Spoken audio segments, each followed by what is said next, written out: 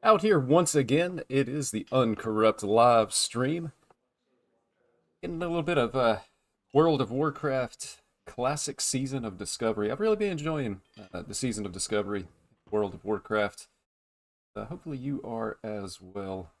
It's been really fun for me to be able to revisit the world of Azeroth, kind of from the beginning, because I missed out on WoW Classic, or chose not to participate when it came out in like 2018, 2019. So, but I'm actually going to be doing some instance soloing, and that of course being Wailing Caverns. So, got my hunter here, and we're headed over to the instance. I do have a couple of housekeeping things I need to do before I jump into the instance. I need to turn in this quest, and that's actually it. Put our bags nice and low. So, I really have two goals when I'm thinking about doing this. Number one, well, three goals. Number one is I want to have fun. And it's been really easy to be able to find groups in the Season of Discovery, just because the game has been so active. But it's a little bit more fun to, try to do things solo, when and where you can. So, at least for me, from like the challenge standpoint, although I don't think what I'm doing is going to be much of a challenge here in Wailing Caverns. So, the other two goals that I'm going to be going for is, number one, I'm trying to farm the Leggings of the Fang off of the boss.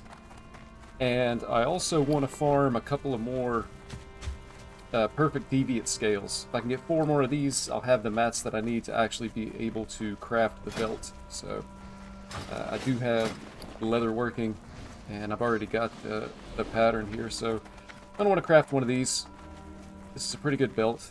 And maybe even one of the better belts up until the actual raid for Season of Discovery.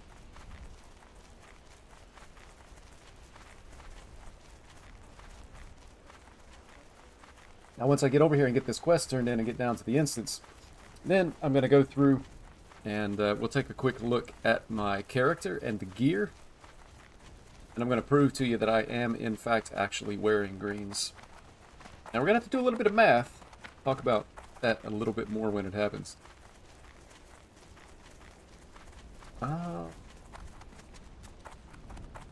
think I can actually run up this to get to where I need to go. Or maybe not. I gotta get to the little caves on the other side to be able to turn in the quest. And I think the quest reward is... Yeah, I don't need the legs because I'm getting ready to farm the blue legs. So I'm just going to take the 10 slot bag, which is actually an upgrade. I've only got 8 slot bags on this character. Bag space at a bit of a premium. And it feels like stuff has gotten pretty expensive in Season of Discovery rather quickly.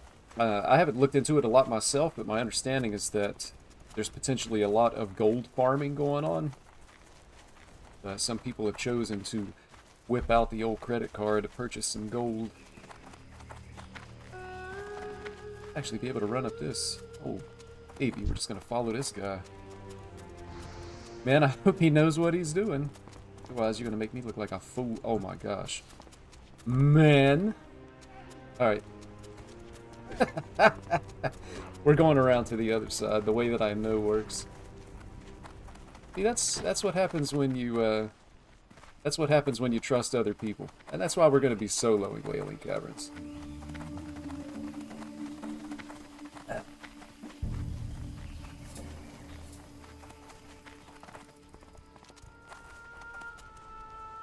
But I digress. I don't remember what I was saying now, man. This guy has me all messed up.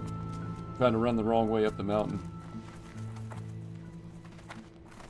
But the good news is, and one of the things that I found with Hunter in Season of Discovery is that the runes that you want are really easy to get compared to, like, Paladin. So, I've got a Paladin, and I got the Divine Storm rune. And it took a lot of effort. You know, it was a long quest chain. You had to have a group to be able to go and farm the moats of Manaroth over in Ashenvale. And even having a group, it was a little bit slow going just because the mobs are such high level to be able to do that. With Hunter, there was nothing like that. There is one elite that I had to go and kill. But I was able to solo it. And I actually waited until level 25. That's it there, I think. I actually waited till level 25, and I felt like I could have done it maybe even at 22 or 23. Expecting you. We shall meet again. Alright, I'm gonna hold on to that bag. Alright, so let me get down to the instance here and get set up.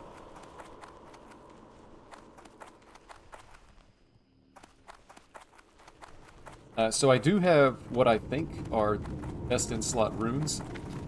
I do have a pet, which again, I think this is a best in slot pet. This is Macy.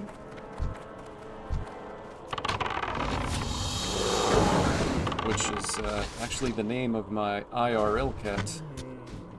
Who's also hungry. So this pet was actually a starving mountain lion. And I actually just tamed it not too long ago. So it hasn't been with me very long just yet. I guess I want the leather too. I'm still trying to level up leather working as well.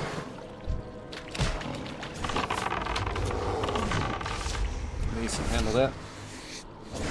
But this was a starving mountain lion that I tamed in the Hillsbrad foothills, which is my cat Macy is like a hungry hippo, so it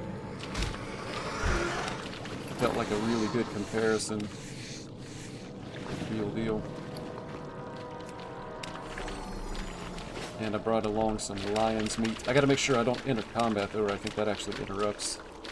Get the happiness back up. I'm gonna wait here for just a second for that to actually finish before we go any farther.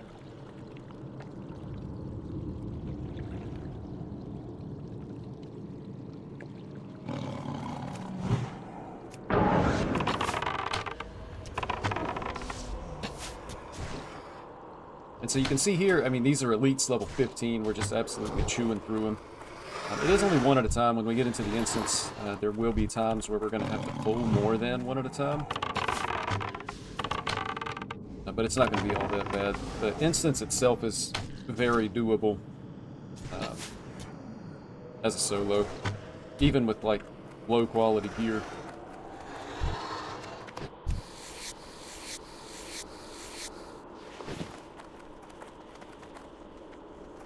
We got somebody in here fishing.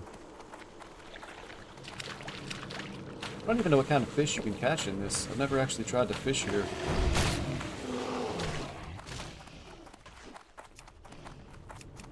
All Macy back. Let's try to get down to the instance and actually aggro this. I'm going to switch back over to aspect of the hawk. That way if I get hit, I won't be dazed. We're just going straight in.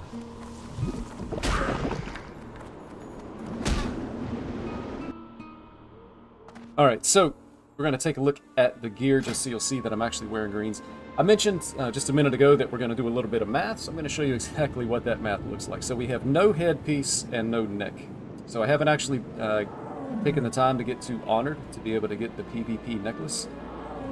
Cloth shoulders that are actually fairly worthless. It's a little bit of armor and stamina, but it's also intellect, so it's an item in the slot, but it's kind of not an item in the slot. You can see the back piece, it's just +2 agility, really low. I do have the Tunic Westfall, this is a blue, but, you know, before we go any farther, I mean, just look, I'm missing 2 pieces here, so, you know, you do a little bit of math, and that's the equivalent of this being green, right, by not having anything there. And then I actually have white bracers still, so again, you know, you do a little bit of math. The normal item actually drags the blue back down to a green. Gloves, we got trash gloves. We have a trash waist, 3 agility, 3 spirit. Our legs are +2 agility. Boots, +4 agility.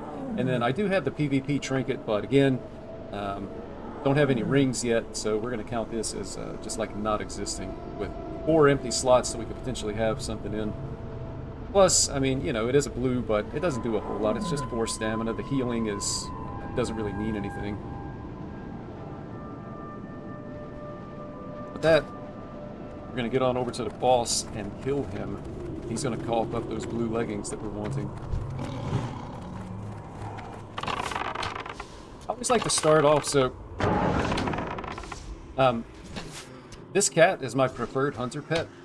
I do like having Growl, just because, you know, as I'm soloing, it does tend to make it just a little bit easier. for my pet to be able to get aggro. But I'll usually end up starting off by pulling with a concussive shot, so that way the target can't run directly to where I am. And that was something that I had to get used to again with the Season of Discovery, is hunters actually having that dead zone where if something's too close you can't shoot it, but it can also be just far enough away that you can't use your melee weapon either. And then I'm actually going to wait for my pet to get down here and pull this. I want to make sure that I personally don't pull any aggro. And then I just want to focus down one mob at a time. Try to use kill command on cooldown. I'm going to use arcane shot on cooldown as well. Switch targets. Kill command. And so you can see here this is a 2 mob pull. And it's really not going to be anywhere close to killing our pet. So that's what we're going to have to watch out for, is pet health. And, you know, it's already kind of a good gauge that we're not going to be able to pull 3 mobs at a time. So I'm going to get a little min pet going. And then, now I'm just going to run down here. So I am going to do some skinning while I'm going. Not in any real big hurry. I'm not trying to set a Guinness Book of World Records with this clear. But then while I'm skinning, we're regenerating mana. Macy's regenerating some health here. And we're just going to go in again. So I know there is one more raptor kind of like right around the corner here. If it gets pulled when this thing shrieks, that's going to be perfectly fine. It's only 1 mob. And likely we're going to pull it and kill it anyway. So one of the things that I'm going to be pretty careful of while I'm doing this is I don't really want to pull these mobs. So I would pull this anyway. You know, even though it's lower level, it's unlikely that I'm going to aggro it. We just don't want to take any chances, because if our pet dies, then we die, or we're in a position where we have to run out, which would not be good. A BOE with 5 stam. I usually save the greens and try to throw them on the auction house. I don't know that anybody would want that. I've got my pet set to passive, just because I want to make sure that I'm the one doing the pulling. And I think this is a pat, so I'm going to wait for that to actually go by. I don't want to pull all 3 of these. If I get 2, it's going to be fine. Also, I'm going to wait for the ectoplasm also to go by, because I don't want to pull 3 minions. I do think I'm going to end up getting 2 here, though. And I want to pull back, because when these things shriek at low health, I want to make sure that they're not going to pull a bunch of stuff on me. There is 2. So I put my pet on the first one, wait for that first growl to go off, and then I tell my pet to attack the second one.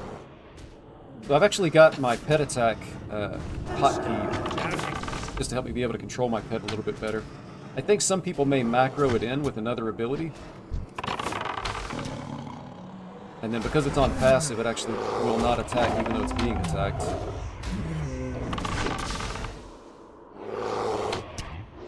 But I feel like that's going to be better for me to just manually control my pet.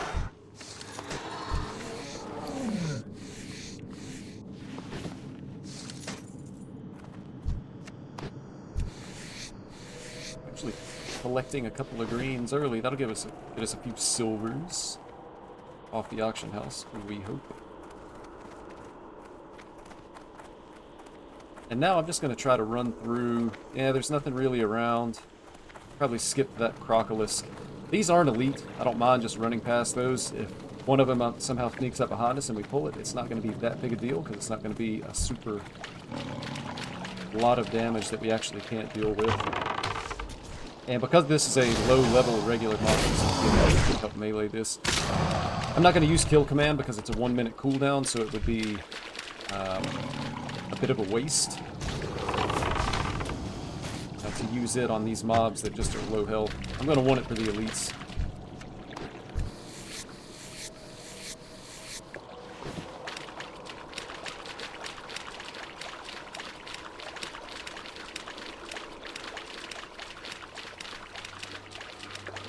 And again, I'll probably just skip this. If it does somehow pull behind me, it's not that big a deal, but if it were an elite, I would probably strongly consider pulling it, because if you get an extra elite, you know, I've realized that I had to set my limit at only 2 elites at a time, at most.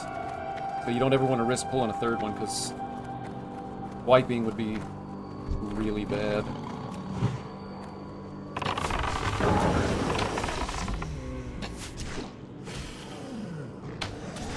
And hopefully, like my pet, I don't know what it's called, it's not really a level up, but it's like when their loyalty increases and you get extra beast training points. This pet is so new that I think I still have the ability to do that. That's a pet. Probably could have pulled,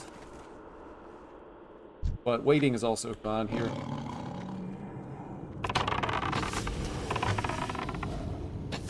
They're going to pat back up. We're going to pull the adder here, and then there's another one of these humanoid mobs. Those you have to be careful with as well, because they do cast lightning bolts, and the casters are always more dangerous than the... Go ahead and let Basie get started as I do the skinning here. Gonna jump in and start shooting away. Oh, I didn't look at the weapons. So weapons are also green. 7 agility harpoon from Dead Mines, and then I've just got a green bow that I bought off the auction house. So not doing anything sneaky with like really good weapons or anything. And I'm just gonna mend pet here and try to get topped off.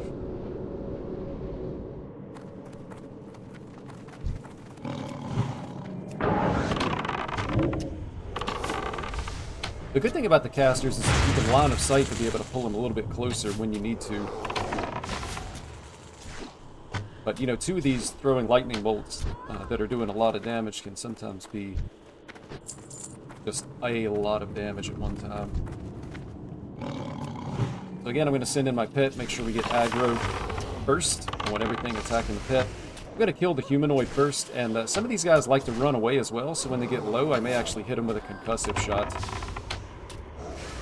Just because if they run too far, they could, like, aggro additional stuff.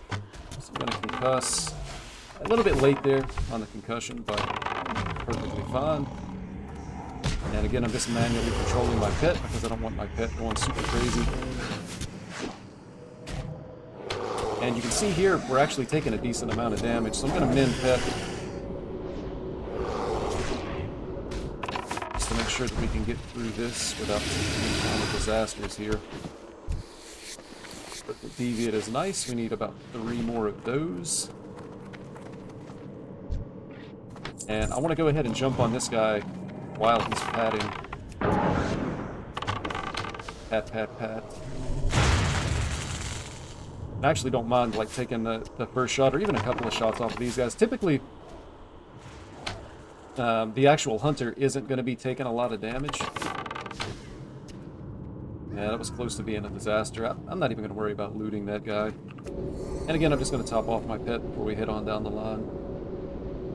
But you can see here things are going really easily. We're not really even having any scary moments, so it's just perfectly doable. And certainly when you're level 25, and you could probably even do it at 23 or 24. Mana's getting a little bit low. I really don't like that. Having to stop and drink is depressing. I didn't really bring a whole lot of drinks either. I'm just going to auto-attack a little bit and regen mana as I'm doing stuff.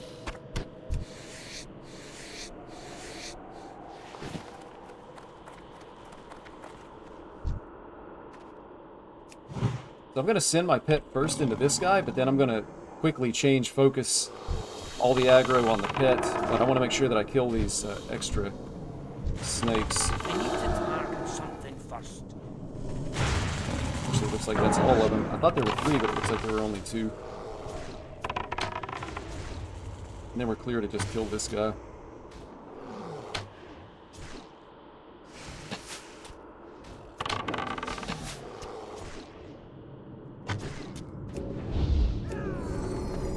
And I'm going to go ahead and mend pet to kind of start off the healing process. I think those snakes are skinnable, so again, it's just going to be a little bit of time for our pet to regenerate some health.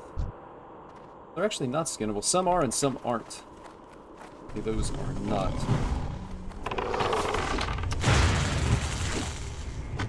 And again, in the interest of like having to sit down and drink is just really boring.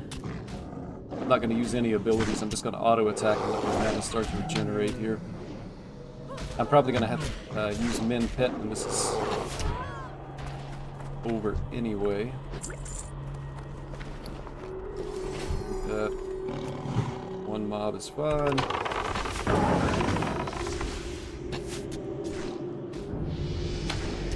Yeah, there we go. That was like the level. It's like a loyalty level up or something, but I think that's extra pet training points. Although I don't even need extra pet training points. Because I want to say the pets can only learn 4 abilities, and I've already got Claw Bite. I've got rank 4 on both of these, which is another important thing to keep in mind. And then, also got the Growl here. Ectoplasm sneaking up on me. But I may try to, like, just grab some extra stamina. I'm pretty sure it's capped at 4 abilities, though, and that I won't actually be able to... do it. We actually find Minor Beast Slayer. Good to know. Yeah, before I forget...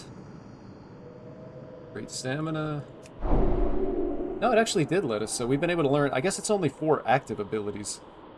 So this is fun. I could even grab, like... Nature Resistance is the only thing that we would need here. But it could actually go a long way. So we'll go ahead and grab it.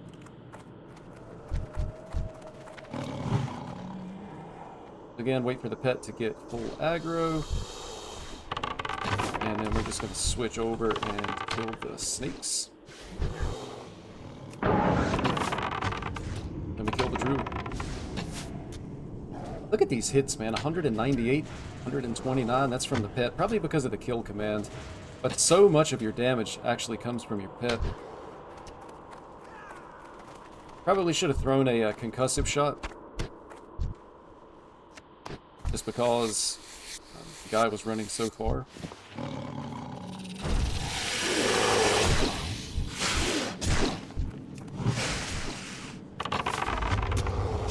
And then again, we take another pack. So, I mean, there's really just nothing here that really even gives us a scare. Kinda hate losing out the time on the buff, but it's whatever.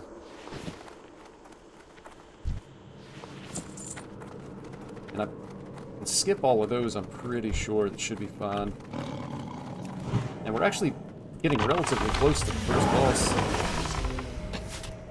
Which is exactly what we're here for, to be able to collect those blue legs.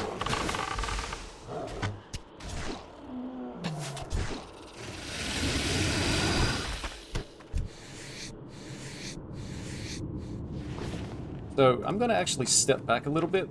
I'm going to see if I can pull this as a solo, but I think these are going to come together. So I'm going to run back and line of sight the caster, if nothing else. And it looks like the caster actually didn't pull, so that's good. Being able to separate them out is going to help. Things a little bit more safe for us here.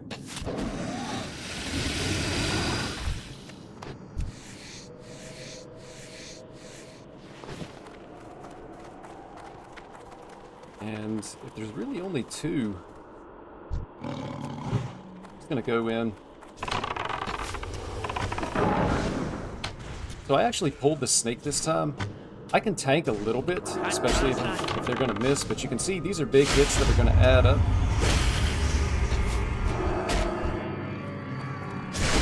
So if I was concerned that I was going to take too much damage or die, I would actually just command my pet to come back and attack this, and then as soon as it growls, this is off of us and not dealing damage anymore. But you can see it got somewhat close to half my health, so you have to be a little bit careful like that. That's why I usually like to send my pet in and make sure that the mobs are going to be attacking the pet rather than me.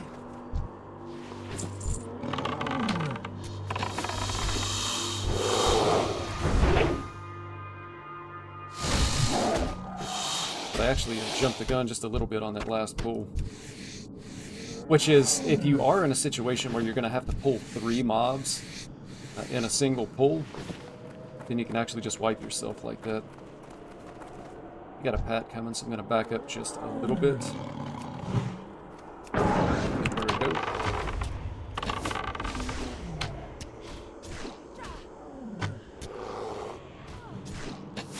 unfortunately no interrupt in Season of Discovery for Hunter.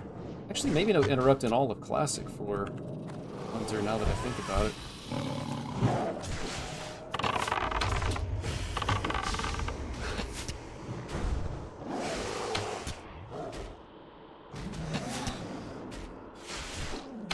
There's going to be... looks like the next pull is 2, but I don't see a third one down there. So I'm going to want to mend pet to just get my pet topped off. Go ahead and do that now. Honestly, that's probably enough. Pets actually tend to heal really quickly. We're already getting our bags full of just, like, garbage.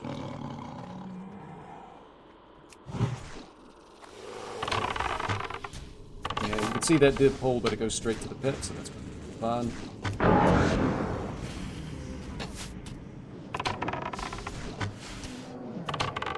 Go ahead and cuss, because I think they're walking away, yep.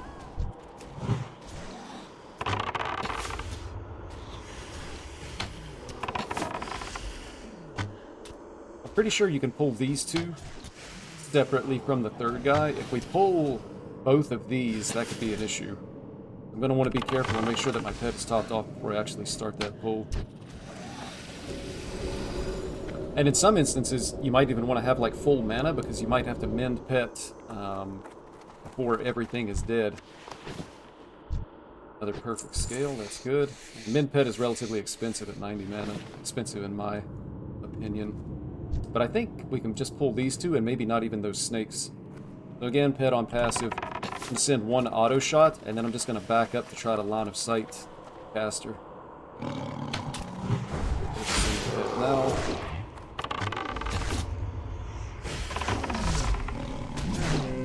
That attack this. One of the things that you do have to be a little bit careful of with these Druid of the Fangs is some of them are going to cast Slumber, the sleep spell. And so, if he's attacking me, then he's going to cast Slumber on my pet. And then as soon as my pet goes to sleep, I'm going to have two elites actually punching me that it's really hard to survive. It's happened to me one time. The way you deal with it is you're just going to have to, like, wing clip and try to run away until your pet wakes up.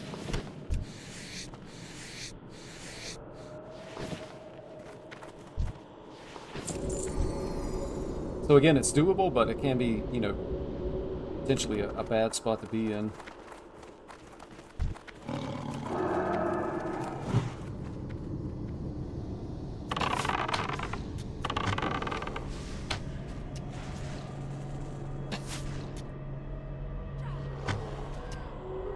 I guess I'm just going to save the kill command. Again, it's a 1-minute cooldown. I'm going to save it for when I get to this group up here. And the actual boss is just right around the corner, so...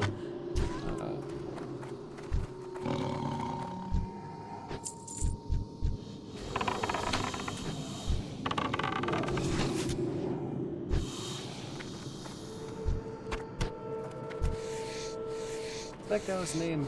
Is it Cobron? Get the Cobra Commander over here. I'm gonna need you to cough up those legs. I feel like every time I run this, what drops is actually the stupid cloth, like robes of the moccasin or whatever it's called. Definitely want to hit a concussive shot on this guy when he's low, because if he runs back this way, he could pull the boss, as you can see. And then because my pet's on passive, it's actually was going to run straight back to me. I'll let it come back towards me before I actually commanded it to attack the snake here. Again, because I'm afraid that the action is too much up here. Sometimes you'll see your pet like move a little bit, change position. If they get too close, it's going to pull this guy. And there's just no reason to take that risk. So we top off, and then we'll be ready to pull the boss. And again, I'm just going to kill the two snakes here. So we'll send our pet in, let him get aggro. You will never wake the dreamer. Then we kill the snakes.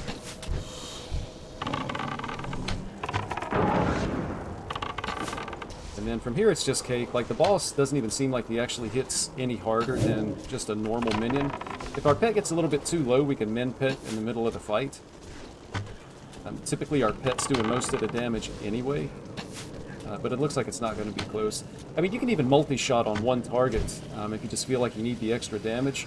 It just is expensive, so you have to be a little bit careful as far as how much mana you have if you think you're going to need it for something else. But you can see, I mean, it's pretty much a cakewalk to be able to get down here to the boss. Now the only question is, did he drop the legs? It's the robe of the moccasin, man. This is what he drops like every time, which is unfortunate. What is this?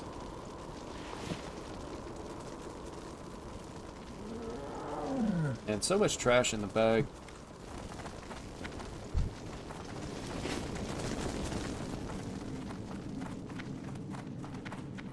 But it's a pretty uneventful run, so I mean it's easy to be able to get in and farm these leggings of the fangs on our own. You know, you don't have to find a group. If you go with a group, again, you know, you're going to get there quite a bit faster. But then basically you're going to run the entire instance with the group. You know, you don't want to get a reputation for like joining a group and then just dropping out of the group after the first boss. Plus, it, you know, it adds a little bit of challenge, which is maybe a little bit of fun if you like challenging stuff. The thing is, like, so many people, they don't like a challenge. Like, a lot of people really just want stuff handed to them. Even in World of Warcraft. And it's like they don't want to have to earn anything. Like, you continuously see, like, people just having gear requirements that are, like, significantly more than what's actually needed. So, like, you see people running BFD, they're trying to pug somebody, and they want, you know, 7 of 7, you need to have cleared the instance multiple times. You know, like, they want you to have way more than what you would actually need to be able to do the instance. And then they also want to tell you that they're reserving, you know, whatever drop it is that they want. It's like, I mean, really? At that point, you might as well just pay for, like, a guild to run you through. But they're trying to get, like, pugs to do it for them.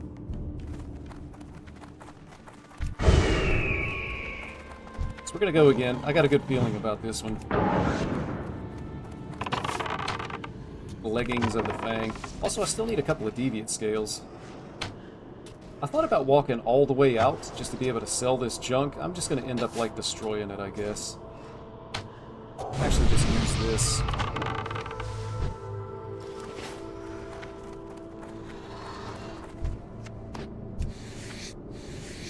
And so here's somebody that's, like, basically probably wanting to sell these boss runs when you can actually just do it with no gear yourself. So again, it would be faster, but at least on the server I'm on, when people are doing this, they're wanting like 5 gold or something. 3 gold, 5 gold for the run.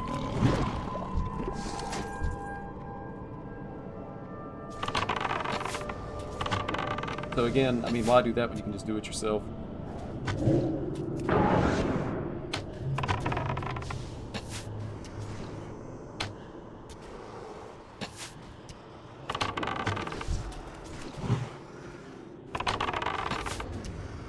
Kind of surprised that both of these didn't pull when I got the first one. I guess this one was just far enough back, but he got pulled by the shriek thing.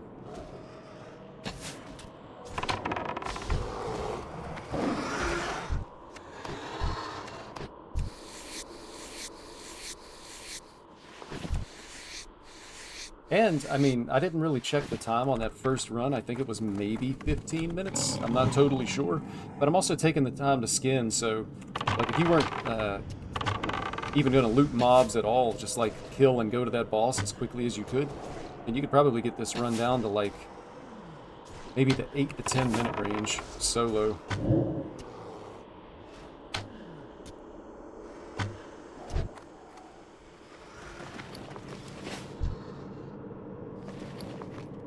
Feed my pets. I actually should have fed them the, I think I've got one, yeah, I've got 1 crocodile meat.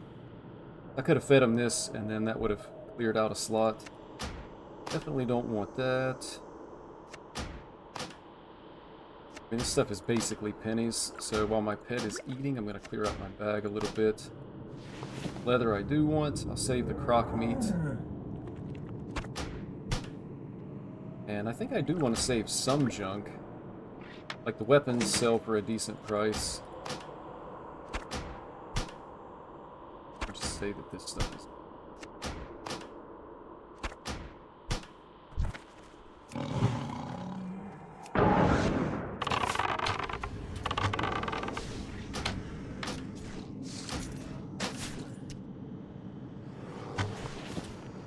I'm going to hang on to the greens. I always like to put these on the auction house. It's not a lot of money, but over time it ends up being something, I guess. Yeah, it feels like half the time that I'm in here is actually just spent skinning these mobs. So it could actually get the run significantly faster. So I feel like this is probably one of the more dangerous pulls. Simply because... I'm sure I'll set this guy as well. Simply because if they're too close, when they shriek, I think you can pull like 4 or 5 or even 6 other raptors out of that larger room. But if you pull them back in here, then you're just not going to get any additional adds. So you can see there, that's out a shriek calling for help. But no one hears.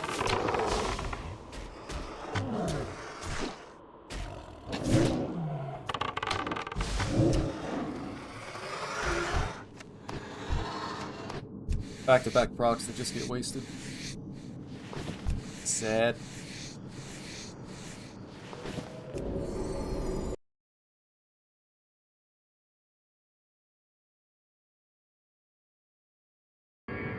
Probably just let this one go by. If I was gonna have to, pull, then I would probably want a line of sight. Here's Kresh. Kresh doesn't really have anything that we want. We're gonna skip our way through here.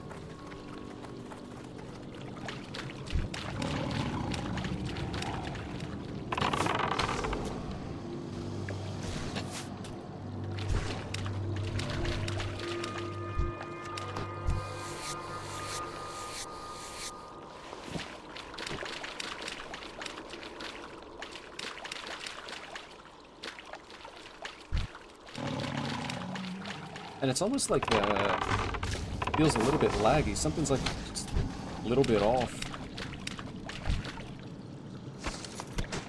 Doesn't feel smooth at all.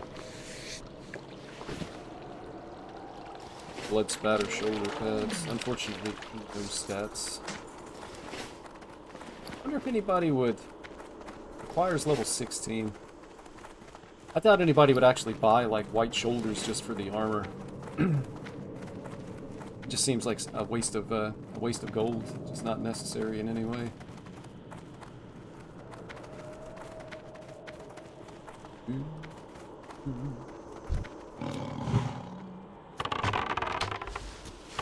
We are going to get the pats, I think, this time, but that's perfectly fine. This guy's going to be close to half dead before it pulls. Another path, though. I didn't realize there was another path that came down this far.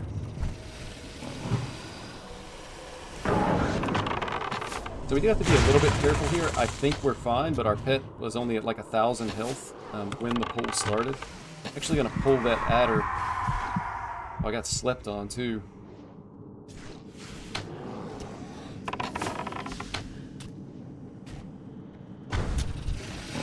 It looks like we're just totally fine here. AC may get a little bit low, but shouldn't be really anywhere close to actually dying. And I'm even just going to go back to just auto-shotting. Try to conserve mana. I really just hate to have to stop and drink, man. I really don't like that that's actually a thing. Managing mana as a DPS class is not interesting. At least in this particular situation. Like Arcane Mage having to manage mana is maybe a little bit more interesting because you're making a meaningful decision about, you know, how many arcane blasts that you want to use. But when you feel like you can't even use your abilities while you're fighting because you're going to run out of mana, it just doesn't really feel great.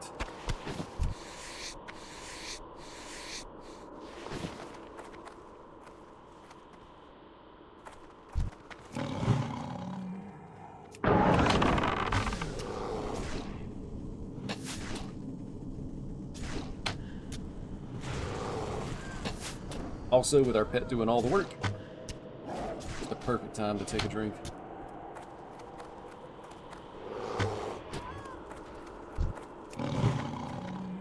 Might have actually jumped the gun on this pull a little bit, but I think it's fine. The only reason I say that is because of Macy's health total here.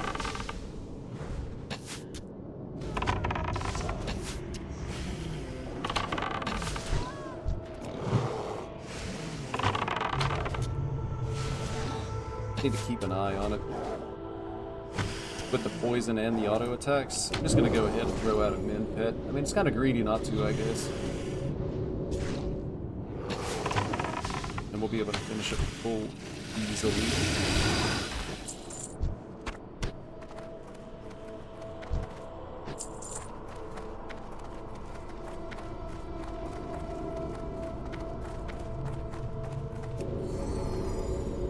Up off.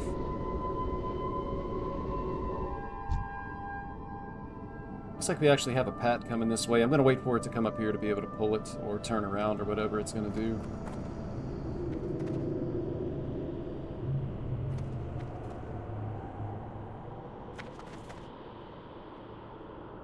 Slight inconvenience, but it's better than...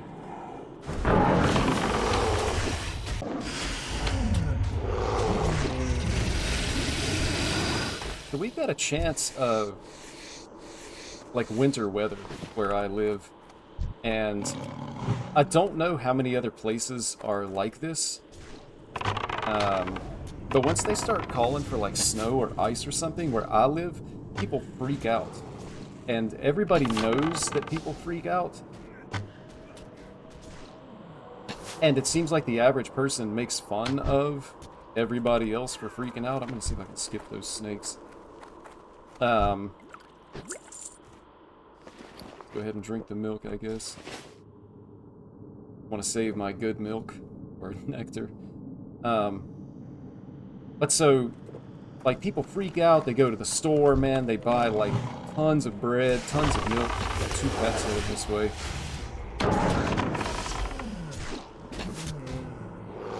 Staggered, though, so it should be fine.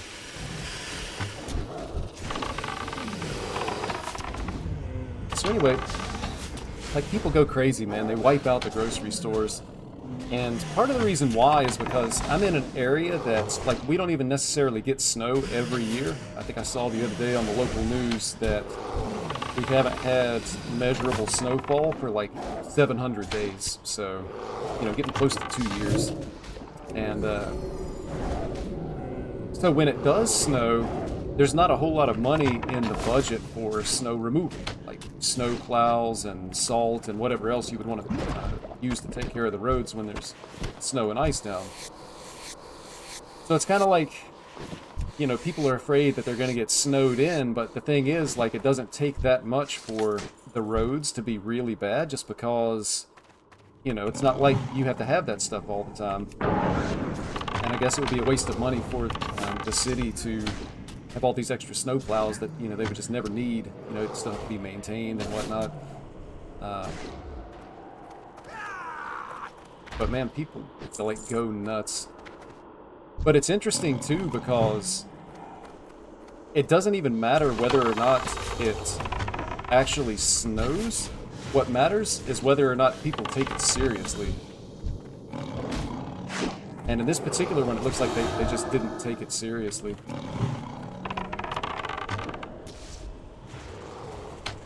Like, the store was a little bit busy, but nothing too crazy, and it has been for the last couple of days. But I've said before, you know, I've made my living in retail in a grocery store for basically my entire adult life, and one of the things, like, when I think about it, that still surprises me is, like, the largest sales days where we sell the most stuff is actually these snow scares when people think it's going to snow. And so you think about, you know, you have holidays like Thanksgiving, Christmas, these major holidays that basically everybody wants food for. Let me back this thing up a bit.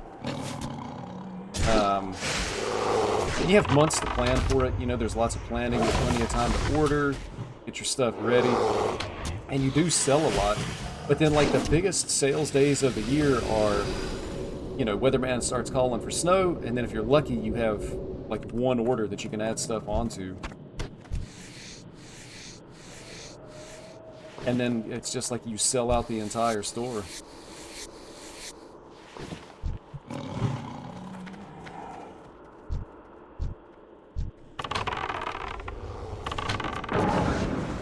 Parking lot's full, you got people parking on the street. The street's backed up because people can't get into the parking lot. Like, it's actually wild. I don't know if it's like that. Like I say, I don't know if it's like that everywhere.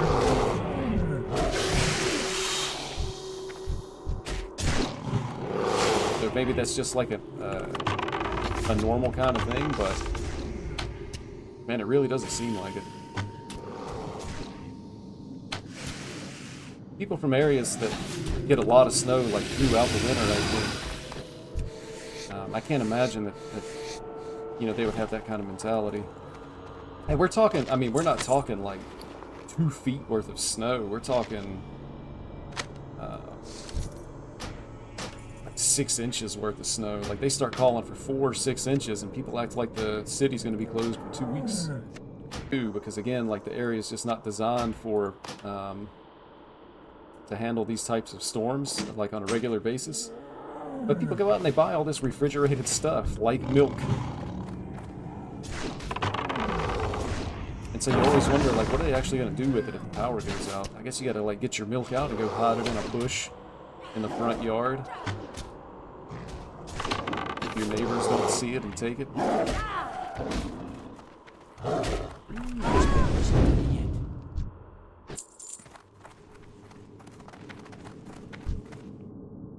Should be good to skip those snakes.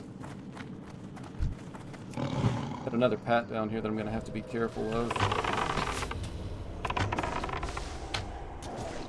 Not sure how far that thing goes before it turns around. But I definitely want to be careful. These are going to come as a pair. And I don't want to bring this in as a third.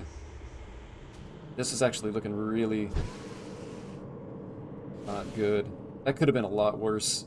Can't really do anything. So I'm being slept on here. But it ended up working out. I actually do pull these snakes. I'm going to pull my pet back. They're non-elites, so it's just like not that big a deal. But if they were elites, it can get pretty bad. Well, basically, if they are elites, I will just wipe there. It's too much damage. You can see our pet's even a little bit low from this as well. We'll top off with a min pet before we go any farther. So when you're doing this, you definitely, if you're skipping elites, you need to make sure there's no way in the world you could ever possibly pull them.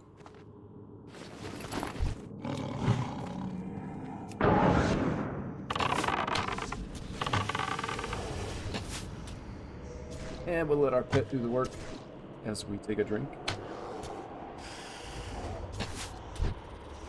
I haven't actually downloaded a damage meter for Season of Discovery, but it feels like for hunters, the pet is like more than 50% of the damage. Like it's gotta just be the majority of the damage.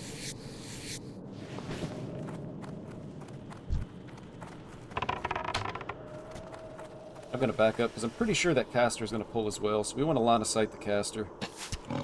Then the pet, and then as soon as that caster comes around, switch the pet onto that guy. And then you can even use this to like line of sight if they're gonna cast. I wouldn't even be concerned about taking a lightning bolt, but you don't want them to cast Slumber, because 15 seconds ends up being a long time. And a lot of bad stuff can happen in 15 seconds. Like, another pet is going to come through, or sometimes like your pet's just taking too much damage and you're not able to get off that min pet.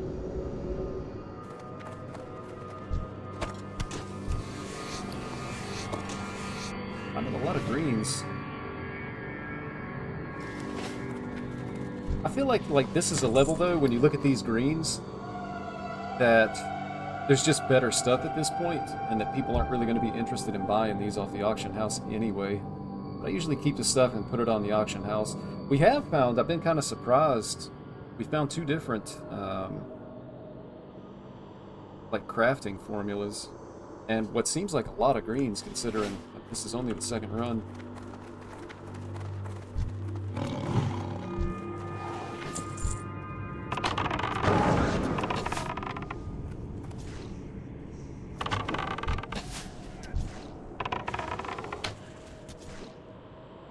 This guy has to be so mad.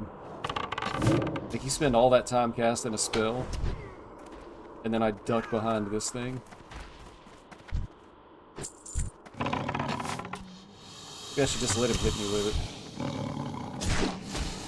As an act of kindness. Alright, it looks like, I didn't realize it, but the boss is actually just right around the corner here, so I got a good feeling. It's this stupid boss, man. It feels like it's a 90% chance to drop this robe of the moccasin. Can we get the legs? And then this is another pull. It's not the pull itself, but when this guy gets low, if he starts to run back this way towards the boss, it could be bad. So I'm going to go ahead and get down a preemptive concussive shot.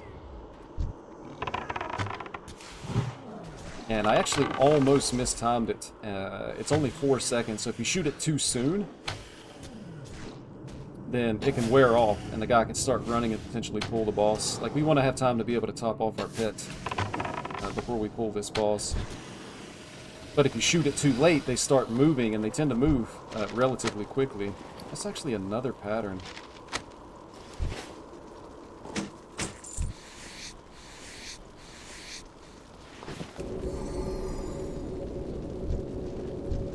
Alright, Cobron. Cough him up. That's gonna be 1 set of legs. You will never wake the dreamer. I want to kill these snakes.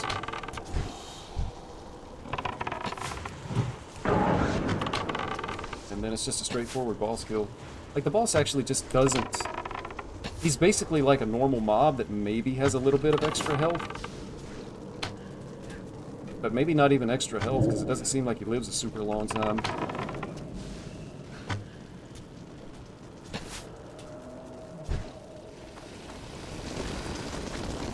Alright, I got a lot of confidence that the legs are actually going to be here, so I'm going to take my sweet time getting over there. I'm going to loot and skin the snakes first. And we hit the legs. That's exactly... Well, we came here for a couple of reasons, but we definitely wanted the legs. I mean, that's a massive upgrade over our 2 agility legs. And I'm actually wearing the gloves just because... Like, just because, I guess.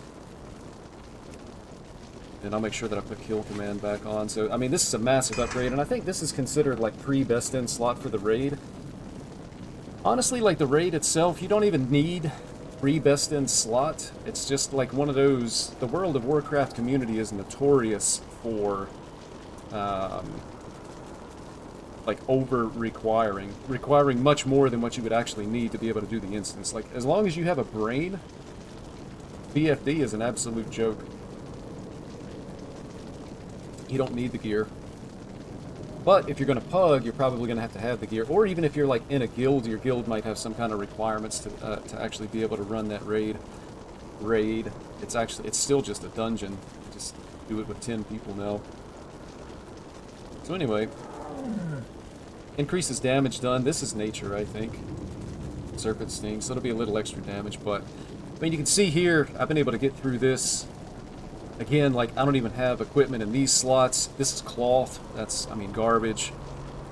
I do have the Tunic of Westfall, but I also have like white bracers with no stats, so that averages out to a green, especially when considered there's nothing in these slots. No rings.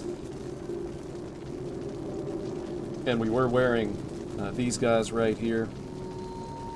And then the weapons are nothing special either, so it's perfectly doable. And again, like I was taking my time as I was going through just skinning to be able to get to this boss. But it's perfectly farmable on your own. You could probably even do it like at level 23 or 24. I just wanted to get to max level before I tried to do it. So, you know, you don't have to pay gold to have somebody do it for you. And then again, I think it's faster to just solo your way to that boss than it is to get in a group and have to clear the entire instance. Because this is like a really long instance to me. Or it feels like it takes a long time to get to the end, so... The only thing is, though, I still need 2 more perfect deviant scales. Because I want to be able to craft the belt. Like, I've actually got... I've got everything I need, except I need 2 more perfect deviant scales, man. And the auction house, of course, is just one massive rip-off.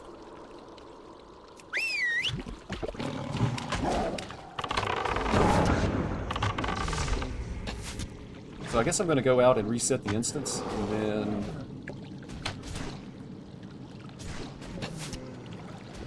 I don't know, I could just keep going.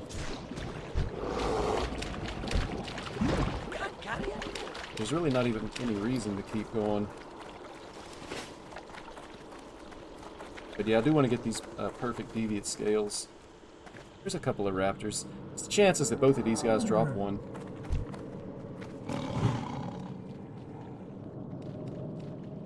That gets aggro first. And I think, let's see, I got a guy coming up behind me. So, I think it was the Shriek that actually set that off, so I'm so close to the instance itself that I'm just going to run out and then reset the instance to be able to come back and get the deviant scales. Pretty sure I don't die here, but I don't want my pet to die either, because then you have to feed him a lot to get the happiness back. So that's probably one of the most dangerous things about doing this, is making sure that you have the raptors in a position that when they do this call for help, there's nothing that'll actually hear it to be able to run in.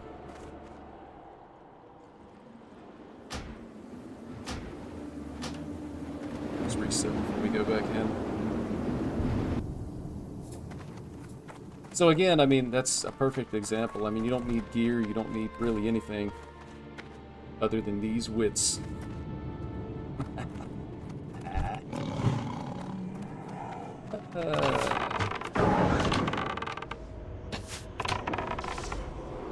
But I mean, at the same time, I guess like the reason when people are pugging, the reason why they require more gear than what you actually want is because you're trying to, maybe on some level,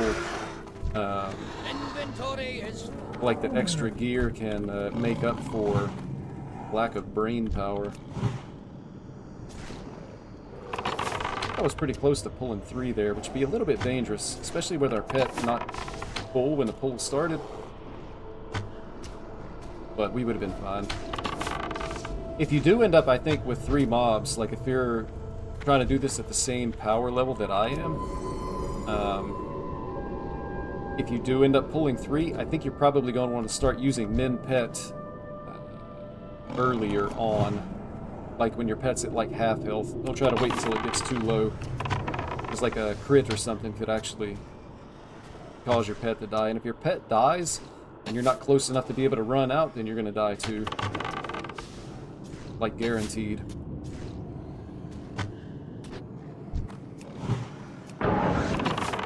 Still recharging.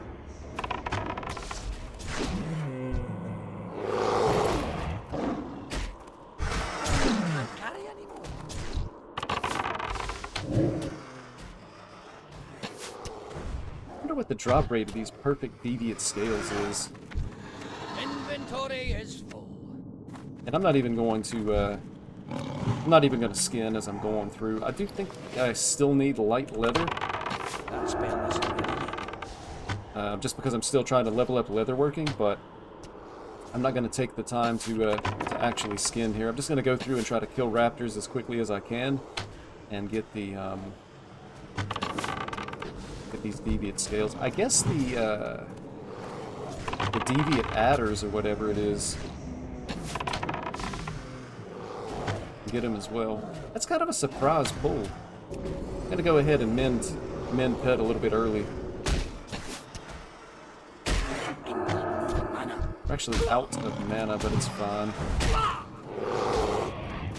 This must have been something that was padding by that heard that call for help, but I've actually never seen a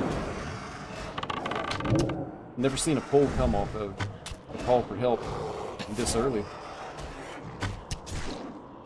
But I'm definitely going to have to eat and drink after this pull before I try to go any farther. Unless... Perfect deviant scales. Inventory is full. Can't carry it. Never lucky. Prospect boots? Is that any better than what we're wearing? No, but it's close. Just prospector boots can't sell for very much on the auction house. Yeah, it was this guy right here. He must have, like, taken one step forward, maybe, to be close enough to hear that call for help. That's weird. Like hunter looking for group. I should whisper him and tell him you can do it on your own.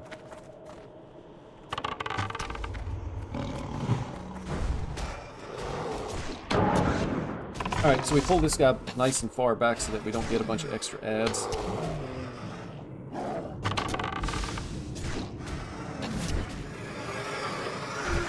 Inventory is Just go ahead and kill Pat.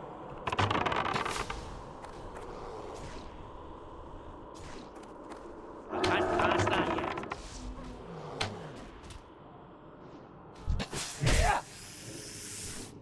Oh, I think we resisted the sleep.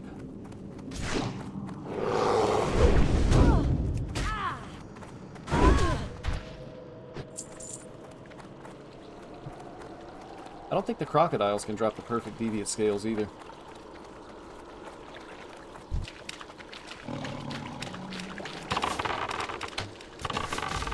Kresh might be able to. We're gonna kill Kresh this time.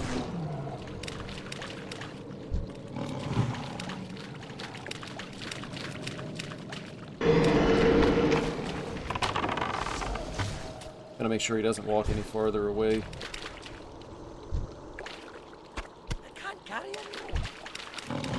Oh, he's mad now. I've seen the turtle move that fast.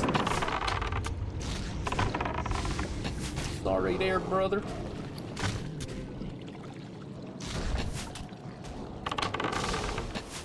Probably just go ahead and feed these to my pet.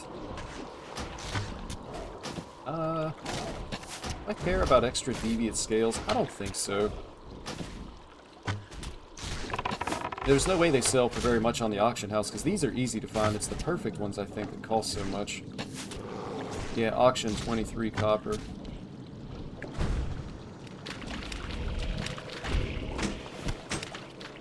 Yeah, we actually got one off of old Kresh here. But just one more, and I think we're done with Wailing Caverns. The bow is in here, that Venom Strike bow, but I think it's actually worse than the bow that I have. I want to say it's like a little bit less than 10 DPS, and the random proc of nature damage isn't going to be good enough to actually make it good.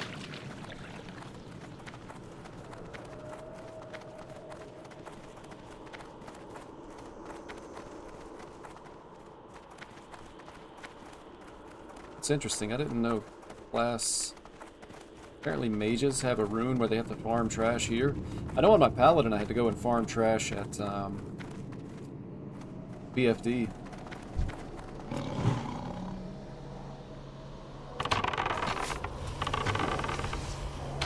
Coming down, that slime comes down this far.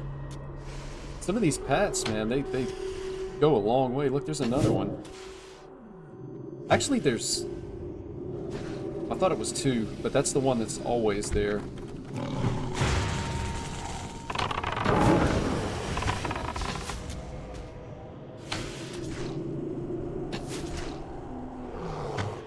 So a briefly concerning moment, but nothing too crazy. And hopefully one of these guys actually drops that perfect deviant scale pretty quickly. We'll be able to get out of here and move on to other things.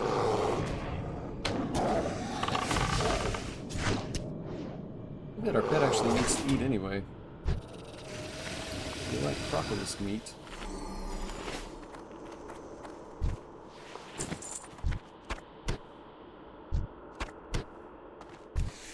I said I wasn't going to skin, but I'll skin a little bit. Just while my pet is eating.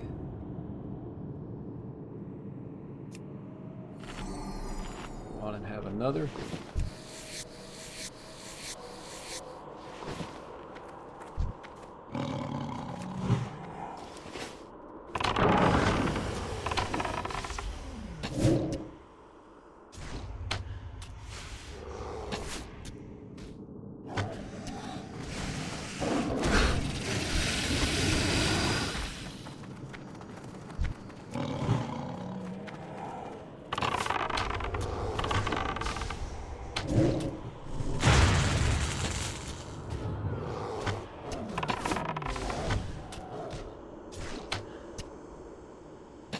And I really wish I had an interrupt. Or if my pet could, like, do some pushback or something. Anything to be able to keep him from getting that heal off.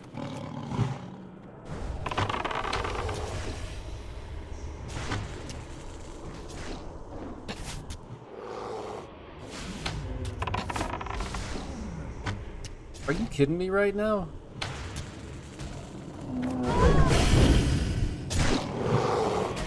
I guess the crocodile meat is a lot lower level than my pet is, so we're not actually getting very much happiness out of it. Like, they barely just drop down to borderline, and then eating low-level food doesn't bring it back up by that much. So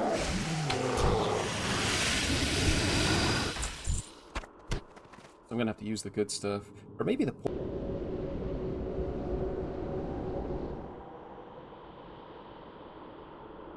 How long does it last? 10 more seconds.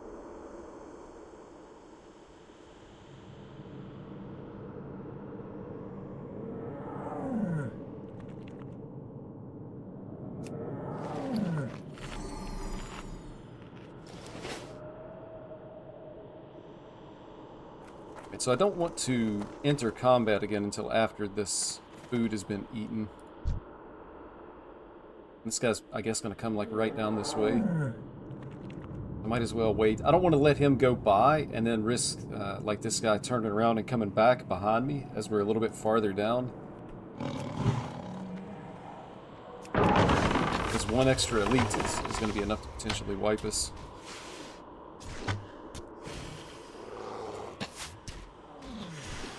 Hope you all get your pants. I refuse to wear pants. I actually know a guy who was telling me that he lives alone in an apartment. It's just him.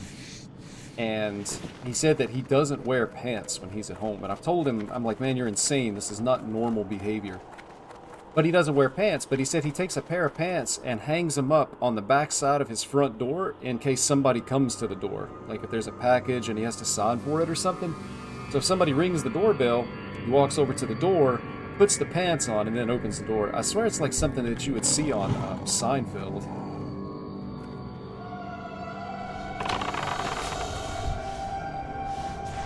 Like, it's crazy.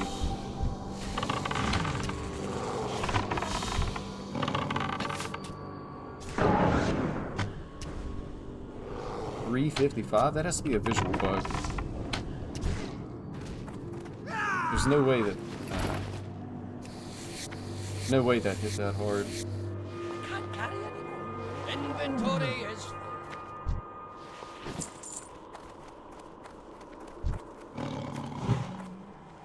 Pulling 2 is perfectly fine.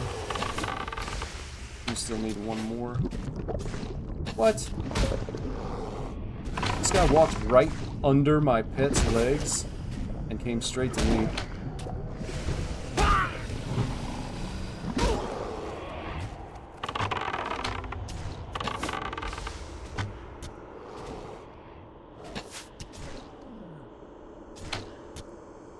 I will say too, I haven't really had any problems finding groups in Season of Discovery, but as a DPS, I do think it's definitely harder to get into a group. Because there's so many times where you see groups that just need a tank and heals. But what I found is you're much better off starting your own group and finding people than you are just spamming the chat saying DPS looking for, you know, whatever it is you're trying to do. So if I'm going to get a group, I usually just build a group on my own. Set up some macros that say something like, Inventory is full. I'm looking for Wailing Caverns, or like looking for member Wailing Caverns, need all, or something like that.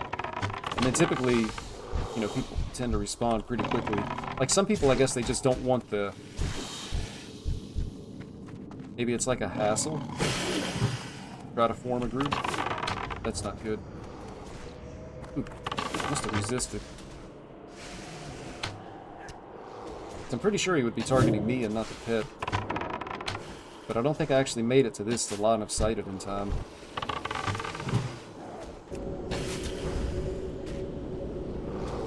I'm gonna go ahead and mend pet. I'm gonna take any chances.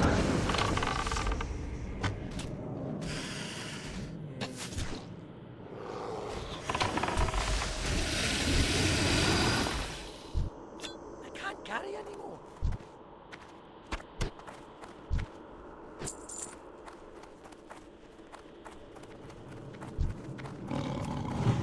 Alright, I got a good feeling about this guy dropping a deviant scale. A perfect deviant scale, not just a deviant scale.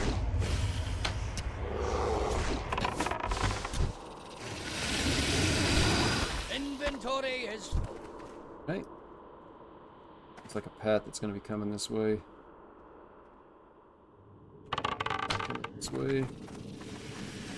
Put up. So it looks like we did pull the caster.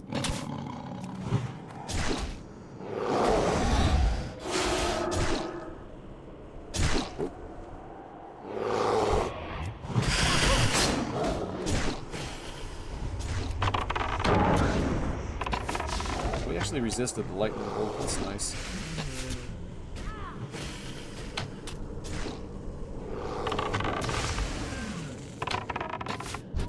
Ooh, I think we actually missed the stupid concussion shot. I think that was the miss. Uh-oh.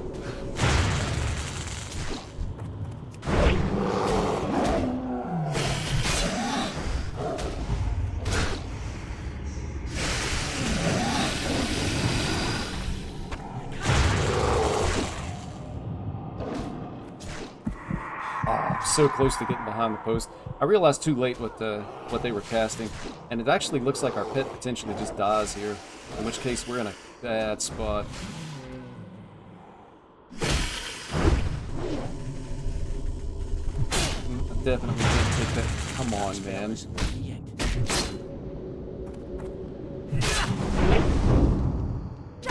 Probably have to use a healing potion here. I actually don't know that I can kill them without dying without a pet.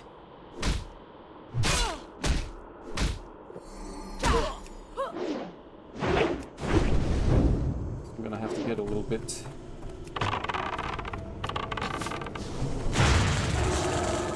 more creative and do some kiting, I think.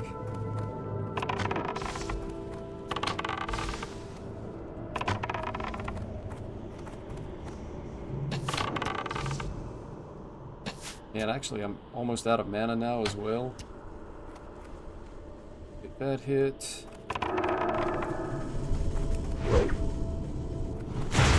Come on, man. It went right through the post.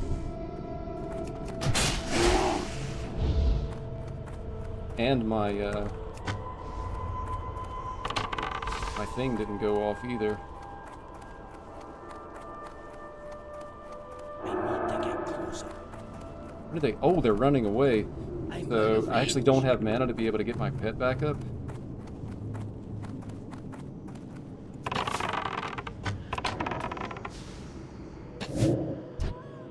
Alright, well, that was almost like a total disaster, man. Inventory is I was so close to... I realized that they were casting the sleep spell. I was like right here. I almost had the line of sight. So, but anyway, we just eat and drink a little bit and revive our pet. But you can see, so if you actually let your pet die, it's almost a guaranteed wipe. Because you really have a hard time. It's hard to kite, like in these narrow passages, and then especially if you're going to like skip some pulls to be able to get through faster. Could potentially be rough. Plus, it shouldn't be underestimated like the food. Because I typically don't carry a lot of pet food with me at all times, and when your pet dies, they're going to have to be fed.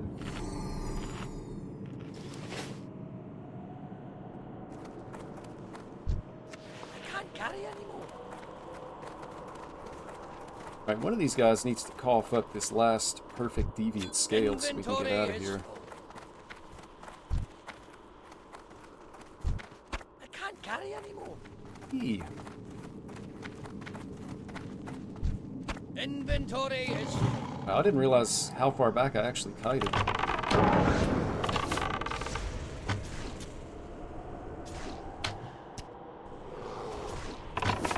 Go a long way for the save.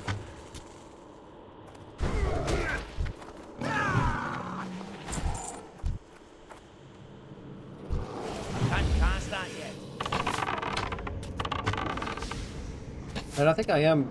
Last run, I skipped these snakes. I think I am going to go ahead and pull them. Because I skipped them, and then ended up pulling them anyway. And it's not a huge deal, like when you're skipping minions, if they are just normals, like these aren't elites, so it's typically fine. But there are 3 of them. And if all 3 of them come up and start hitting you in the back, you know, it takes time to get your pet to be able to get aggro. Guess I want to carry this, put on the auction house. I don't think any of this stuff is really all that valuable, but inventory is... every little bit does help.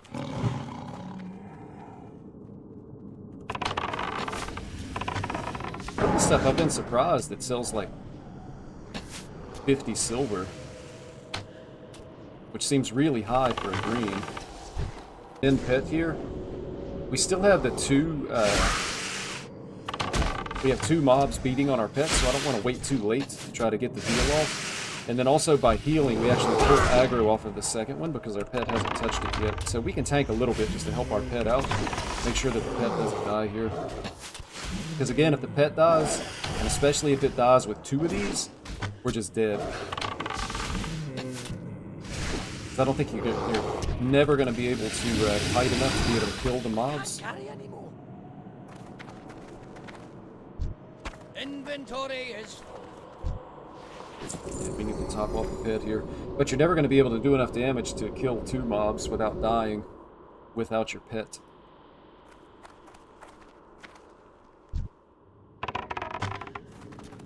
Step back. Pretty sure we get the caster. Yep, the caster's coming too. Down the pet. Line of sight this. Now the pet has aggro. And I always like to kill the casters first. It seems like they just do significantly more damage than the melee uh-oh. I got caught talking again. It's weird, like, how they decide to cast the slumber spell as well, because they don't always cast it. That's still recharging. And it's, like, significantly more dangerous than the lightning bolts, just because 15 seconds is a long time. That's how my pet died last time. I can't carry anymore.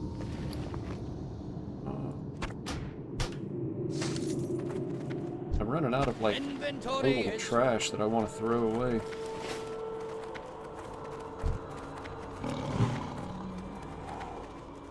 I could honestly probably skip this guy, but again, if you're going to skip, you probably don't want to skip elites unless you're just guaranteed that they're never going to pull. Like, something weird could happen. If this guy comes in, especially as a caster. Wow. Actually learned this.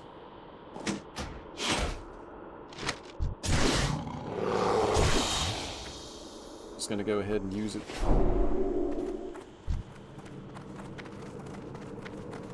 I need one more deviant scale. So again, we're going to kill the caster, and I'm going to try to time the concussive shot, because if they run back this way, pulling the boss and the snakes would be really bad with one minion still up. That's exactly the way they started running as well.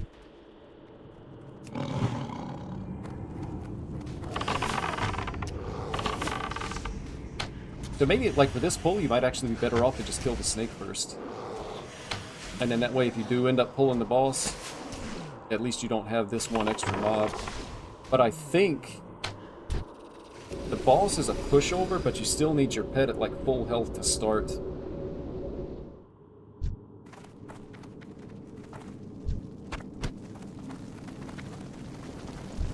Or close to full health, anyway. Top off.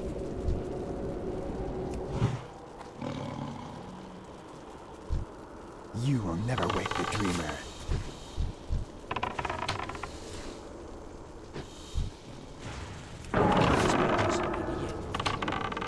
And then the boss goes down. Problem is, we're not getting the, we still need the one perfect deviant scale. I wonder if Crash drops one every time. Maybe that's the play to get a guaranteed quick.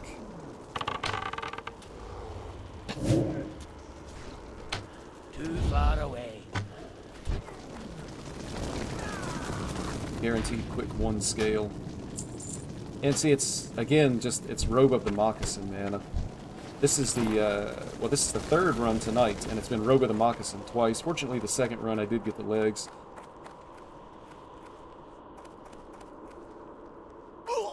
Whoa. I'm just gonna run out and reset and try to get this, last perfect deviant scale, so I can just go ahead and craft the belt.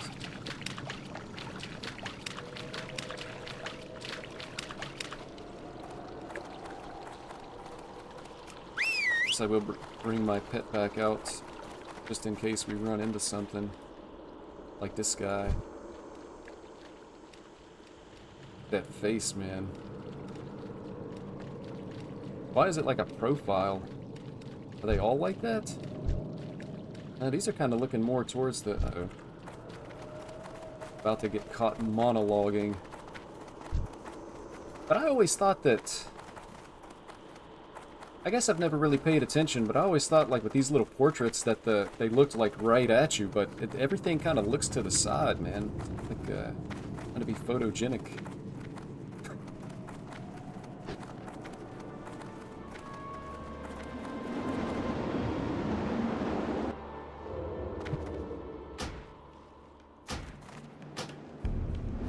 Alright, surely this is going to be the last time that I have to do this.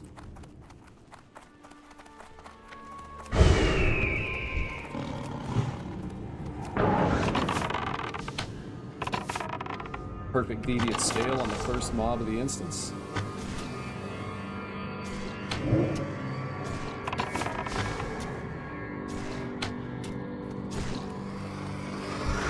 Inventory is...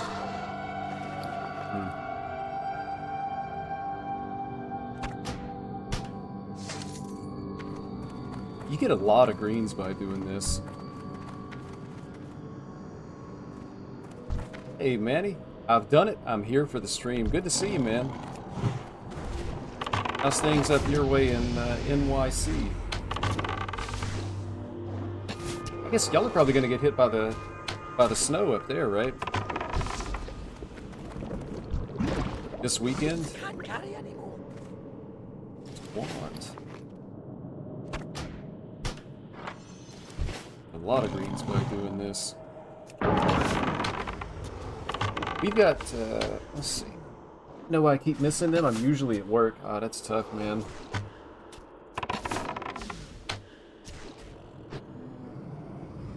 Lately we haven't had any snow. We're, so I'm farther south. Well, I'm a lot farther south than you are. But, there's supposed to be a storm passing through overnight tonight. But it's borderline for us as far as whether it's going to be snow, it could be rain, or it could be, like, freezing rain. Like, basically, they don't know. So, the times that I've checked, like, the local weather today, it's been showing, like rain overnight with a temperature of 33 degrees. So it's like so borderline, you know, it could freeze, could be snow, could be rain. There's just no way to know.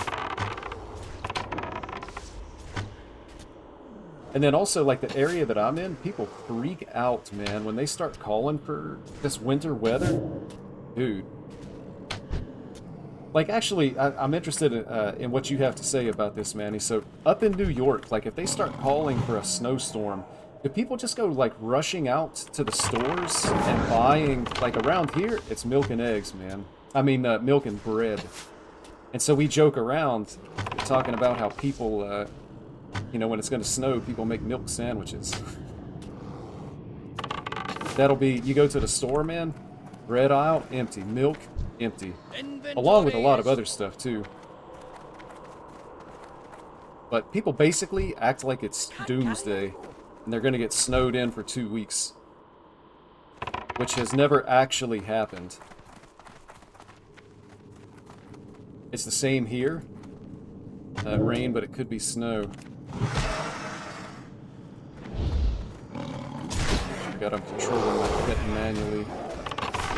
Get him, Macy. We don't usually stock up. We just get a bunch of salt for the sidewalk. Yeah, see, so around here, it's just different. Because I'm in North Carolina, and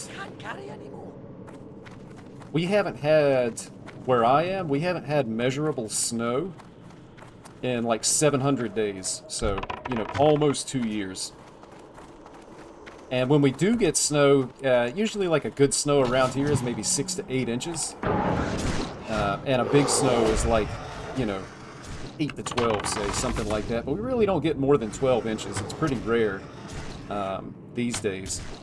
But because we tend to not get very much snow, it's like the cities don't have in their budget snow removal stuff. So, you know, the city does own snow plows and salt trucks and whatever else you need to put down on the road.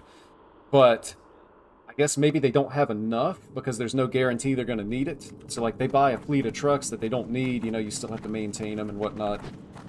Let's go ahead and kill this.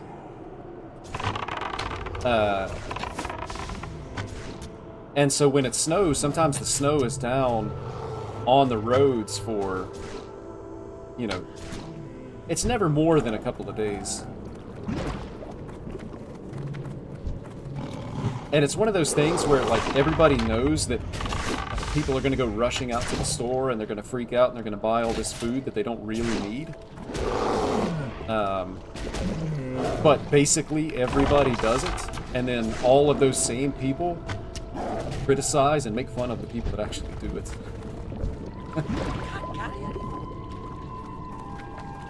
Most corner stores here stay open. People don't stress about getting stuff because we'll just walk to the corner. Yeah. I mean, even here, like when the snow is on the ground, again, it's a lot of times just a couple of inches. So, you know, it's not like you're going to be unable to get somewhere for a long period of time.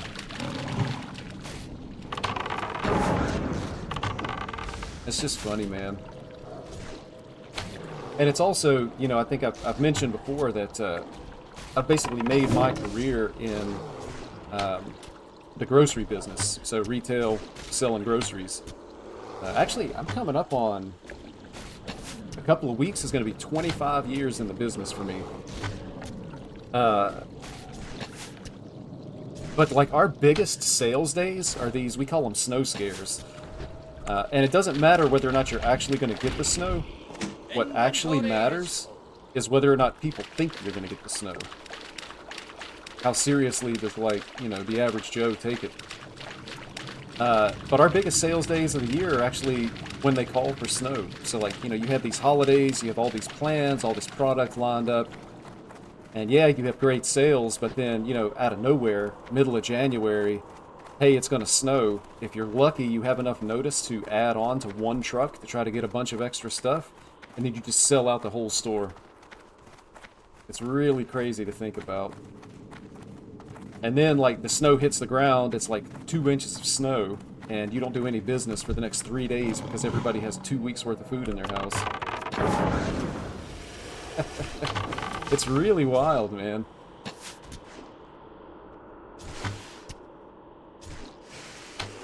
And honestly, the other thing is, well, I don't know now, like, with the economy being the way it is and everything so expensive, but certainly before COVID, I would have assumed that a lot of households have enough food that they could actually live off of for at least a week, if not 2 weeks.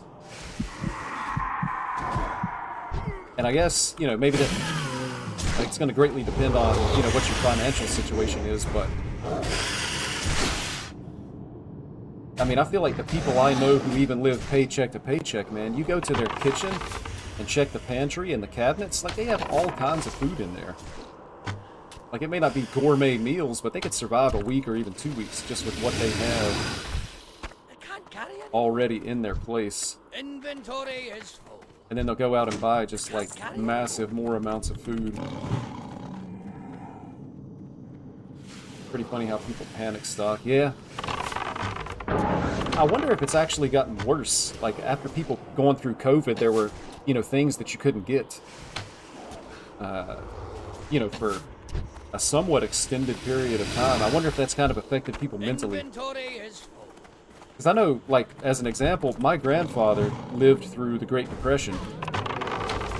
And because of that, he never trusted banks for, like, the rest of his life after that. So all his money he kept in cash, and he just hid it around his house. Like, he would have, like, a suit jacket, and there might be $2,000 in one of the pockets, and maybe a pillowcase that has another couple $1,000s and stuff like that. And he hoarded, like, weird stuff like linens and bed sheets because, I guess, in the Great Depression, he just wasn't able to find any to be able to buy them. But living through it affected him for the rest of his life, and I kind of wonder if that's happened to people now.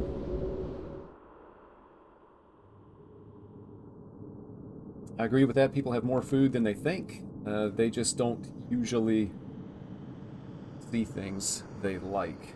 Yeah, that's true.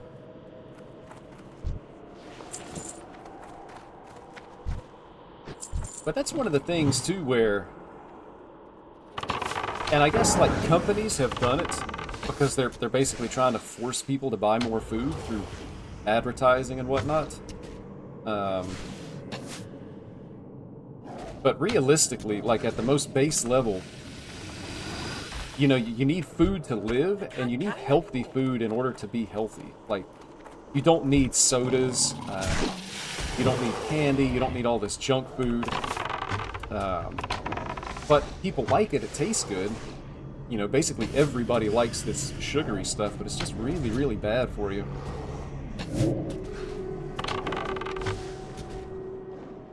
But then it's also, like, one of the things that I think about is, I think about, like, pet food, like dog food. My dog has eaten the same food every single day of its entire life. And I feel like with science and nutrition, they could probably come up with, like, a dry food that people could eat that would give them all the nutrition they need. They would be healthy. Probably help you keep your weight under control. And maybe even be, like, relatively cheap as well. But they'd never actually be able to sell it because it probably wouldn't taste very good. Or, at the very least, it would be the same taste all the time. And so people just wouldn't want to do it.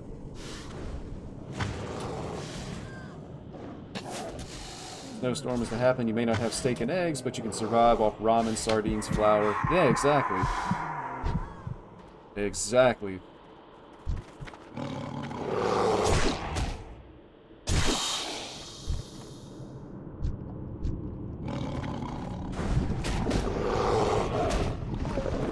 It's just... Which, I mean, I'm the same way, don't get me wrong. But people eat for taste. It's like their #1 reason for eating. Over nutrition and, you know, living and staying healthy. And And so because of that, you'll have like a cabinet full of food, and then like you'll go in there and look at it, and you'll be like, we don't have anything to eat. Inventory is... I gotta go buy some stuff. Can't carry anymore.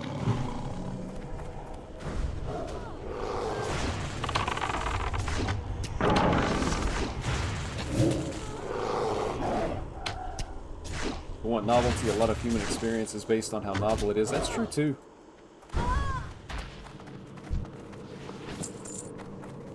But that's also kind of like a product of modern society and culture too, right? Like 1,000 years ago, you probably weren't being picky about what food you had. You were just happy to actually have some food.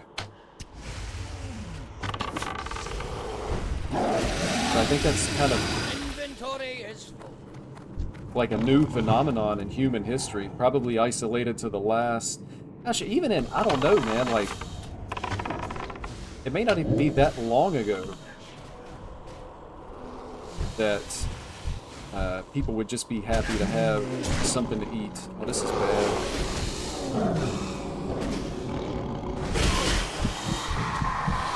Oh, and I got put to sleep too. I think my pet dies here, and with 2 mobs, I'm probably dead as well. It's actually 3 mobs.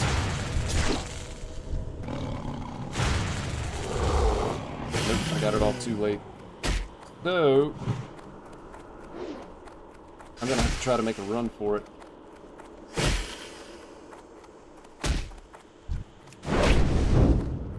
Wing clip. Right, we should be fine. Basically, I have to run back to the entrance and just leave the instance here, or I'm gonna die as well. And that'll reset the mobs, and then I can revive my pet and just run back in. But this is what happens when your pet dies. That sleep spell is the most dangerous thing about trying to do this.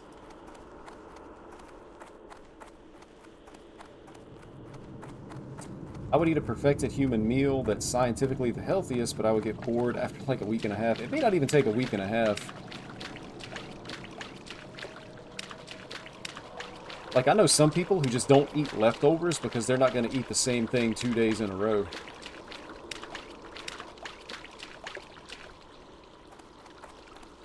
And again, I mean, being honest, I'm like that sometimes too. But I will say, I've had periods in my life where I've eaten the same thing for lunch every day for an extended period of time. Meaning like a year or 2 years. So I can remember when I was in my like late teens, early 20s, there was a year or two that I went to McDonald's for lunch every day. And I think I had a double quarter pounder with cheese combo. And that's just what I had. Same thing every single day. And it didn't bother me. And then all of a sudden one day I'm like, you know, let me do something else.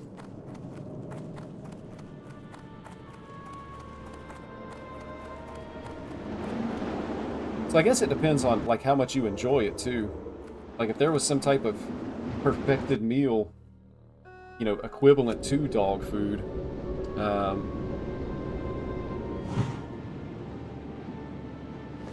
you know, how delicious it is would really determine, you know, how long people would actually be able to stick with it. Why is it never the legs?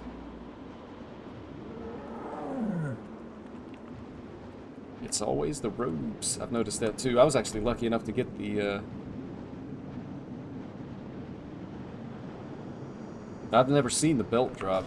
I just always see that stupid cloth robe, but I was lucky enough to actually get the legs on the second run. Just gotta get this last stupid perfect deviant scale.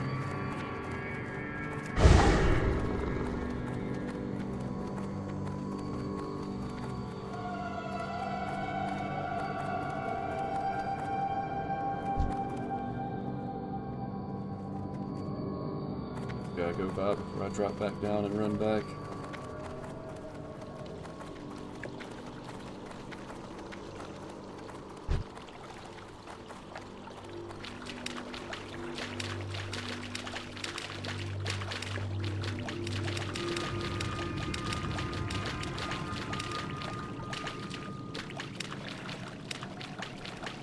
Man, I was working today and I had a really, really negative experience with a customer. So I was in the meat department and a customer rings the bell, and we have family pack chicken breasts. And so the lady was saying, do you have any family pack chicken breasts? And we were actually out of them. But we had just gotten in a delivery, but like the family pack chicken is always on the bottom of the pallet, so you know it takes time to be able to get it out, and then you know you still have to get a price on it and everything like that. So anyway, I'm telling the lady, I'm like, I'm sorry, ma'am, you know we ran out yesterday. Now keeping in mind, like again in my specific area, they've been calling for snow all week this week, so the stores have been just like a little bit busy all week. And everybody knows that, like, when they start calling for snow, there's just going to be stuff that the stores run out of because the demand spikes. So anyway, you know, she wants this item, and I'm telling her, you know, we ran out. I think I've got some, but it's going to take me a few minutes to be able to dig them out and to be able to get it ready for you. And she says, she interrupts me while I'm telling her all this, and she says, so you don't have any out here? And I said, no, ma'am. And she said something like, well, that's a great way to do business. And then she starts clapping, like clapping her hands. And, well, first of all, it made me angry. But again, as, you know, a 25-year veteran of the business, I know that, you know, you can't just say what you want to say and do what you want to do. But I've had people be rude to me before, but I've never seen that. And so it's weird. And it's, I don't know, man. Definitely, like, very disrespectful. Like, here I am. And this is how I look at it, too. And I'm sure there would be people that would disagree with this. But the work that I do, a lot of people look at working at a grocery store, you know, it's basically like simple manual labor. A lot of it. And you know, it's work that's like looked down on in society. You know, it's kind of like garbage man or something like that. But, you know, people have that, like the jobs they think very, very highly of. It's like doctor, nurse, astronaut. You know, like big time jobs like that. And then you have these other jobs that people just don't have respect for. And I just totally lost it. Oh, so anyway, I lost my thought, but then it came back. But anyway, I look at it as it's almost like a public service job, like you're serving your community. And again, I know some people won't see it like that, would probably want to argue this with me, but hear me out on this. People like me that are in the stores every day, we're there in the good times and the bad times, helping people be able to get the food that they need to be able to live their life. So we're there, you know, for celebrations, birthdays, holidays, tornadoes. And then there's also like community service that goes along with it. Like a neighboring city had like a boil water advisory. So my company just loads up pallets of water and drives over to this neighboring city. And, you know, just donates the water to the people. But then, like, the people that are working there, it's like it's a volunteer type thing. Like, the people that went over to actually do this weren't being paid. You know, the company's not going to actually pay you to do something like that. But anyway, so there's a lot of stuff that we do that's, that in my mind, it's actually just like public service. But so we're out here, we're working. Everybody that works in this industry is tired. After what's gone on the last couple of years. Like grocery store sales have just gone way, way up because everything's gotten expensive. You know, I still think people are eating out less because of how expensive it is. They're shopping at the store more. But so, you know, you're in there day in, day out. You're tired. You're having to deal with people, which isn't necessarily a fun thing to do most of the time. But then you have somebody like this. They just want to be mean to you, basically, for no reason. Mean and disrespectful. And it's just highly frustrating. I usually try to rationalize it away, and because a lot of people, like, they're having a bad day, and so they just end up taking it out on the people around them. And people who are working, like, these service jobs, you know, grocery stores, restaurants, and whatnot, it's easy to be able to take out your anger on those people because those people are in a position where you can't really defend yourself. You know, you can't say what you want to say, otherwise you're going to risk losing your job. But something about this one particular lady, man, it just really, really rubbed me the wrong way. I understand that sentiment. I used to be a line cook, and people look down on restaurant workers too. Yeah, but I mean, that's like hogwash, man. Like, I've even told my kids, when it comes to a job, you need to find a job that is, makes money to be able to support your lifestyle. Too far away. Whatever your preferred lifestyle is, you need to be able to make enough money to be able to live. And then you need to find something that you like so that you can be happy when you go to work. Because if you're miserable when you're going to work, like, it's going to affect the rest of your life as well. And outside of that, who cares what it is? And I told them, I said, if you want to dig ditches, if that's your favorite thing to do, if you can find somebody that will pay you for it, then go for it. But do it to the best of your ability. Like, you dig the roundest ditch that the world has ever seen if you can, you know? But it doesn't really matter what you do for work. And, again, thinking about, like, the total society, you need people doing all of these different things for it to come together to actually be able to have a civilization. Inventory is full. If that's the one, man, I am out of this place. So I've never understood that, like, looking down on somebody because of the work that they choose to do.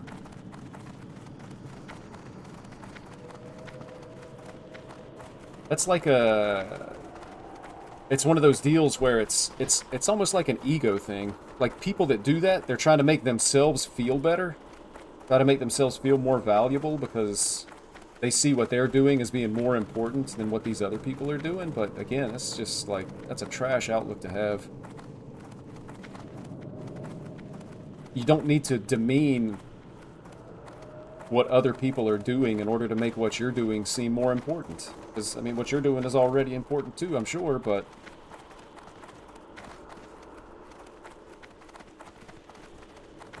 We're just haters, man.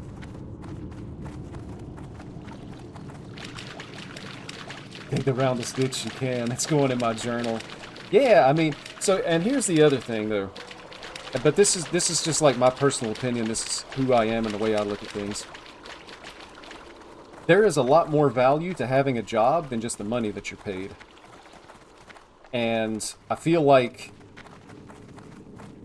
everybody needs to work if they're physically and mentally able to.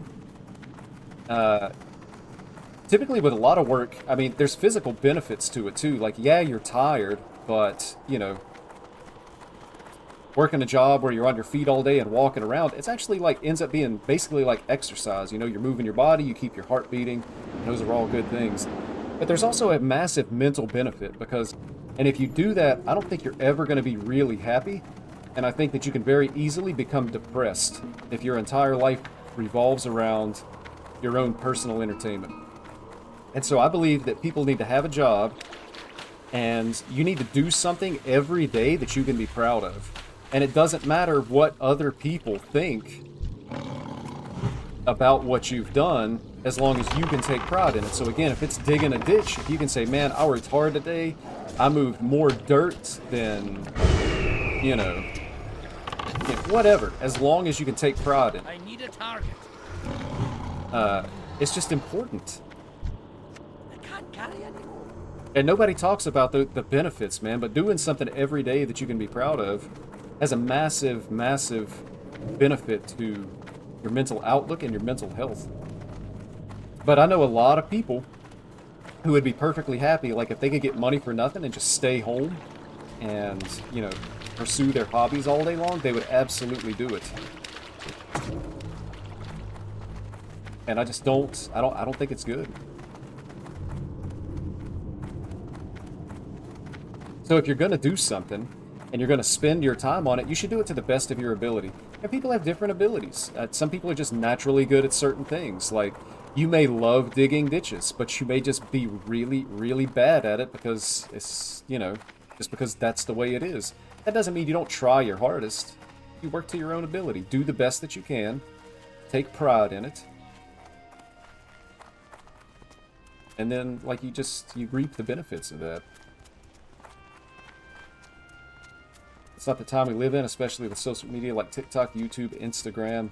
Yeah, I know, as I'm streaming on YouTube. But yeah, generally speaking, I think social media is kind of like a net negative. It has the power and potential to be so positive, and it just ends up being so negative. Because by nature, humans tend to compare themselves to other people.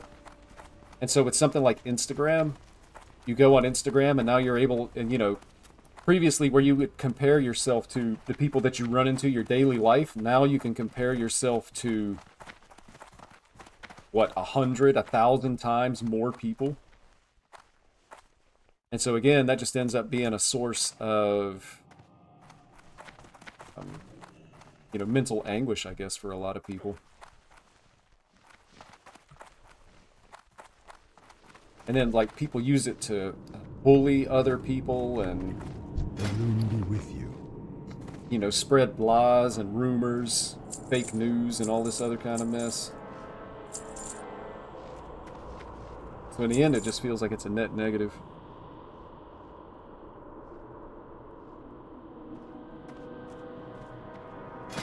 I needed to actually make this belt. 2 fine threads.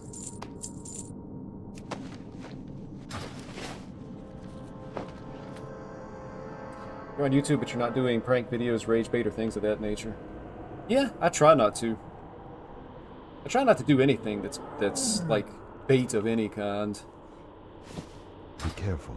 Because even in, I mean, basically what I do is play video games, but you look at gaming and I see a lot of baiting in the gaming scene too. Like as far as just like misrepresenting yourself or how good you are or what you've accomplished and things like that. So I try to never do that. I'm sure I probably fail at times, but Greetings. nobody's perfect, right? Using it as a way that you enjoy, which is playing a game and positive socializing. I enjoy your stuff. Hey, I appreciate you showing up, Manny. I always enjoy talking to you.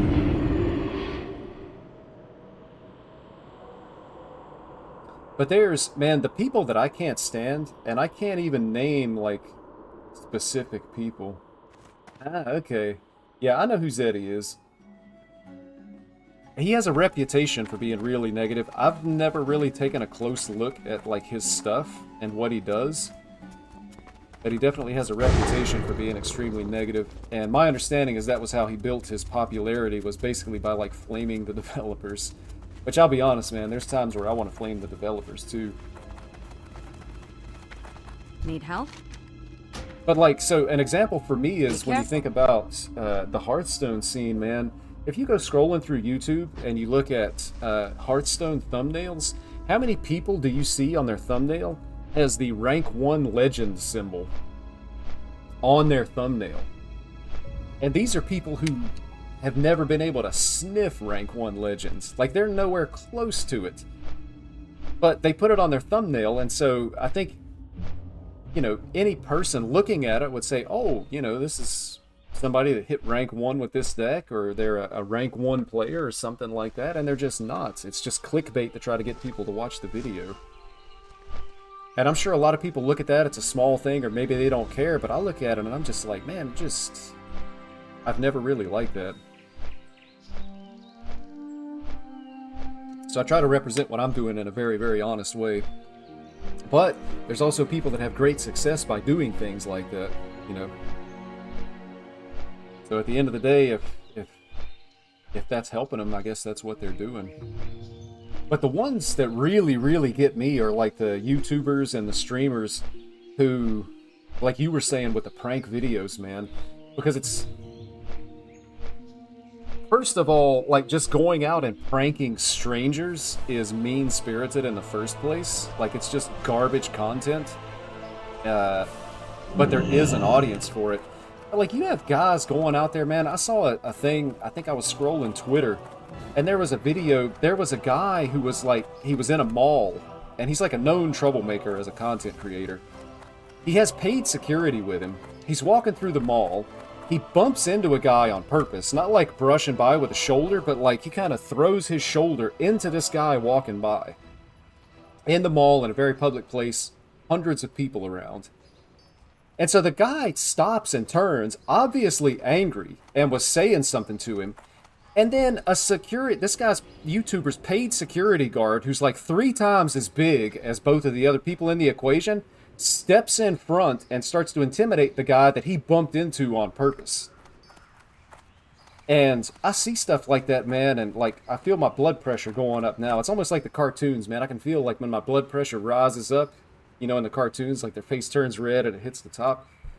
I can't stand stuff like that, man. Like you're just out here basically bullying people trying to make content, and then it's even a little bit more frustrating that they can get an audience doing that. Like, that's ridiculous, man. And that's another example of, like, using social media as a massive, massive negative. Gosh, that just burns me up, man. I put myself, mentally, I put myself in that situation, what would I do? Like, how can they go around and basically, it's not really assault, but it probably almost classifies as battery. Like, spitting on somebody is battery. But you go over, you intentionally, you know, slam your body into another individual, and then you have security there, you know? Like, you got a security guard or something that's going to jump in their face and intimidate them. These people are like the lowest of the low.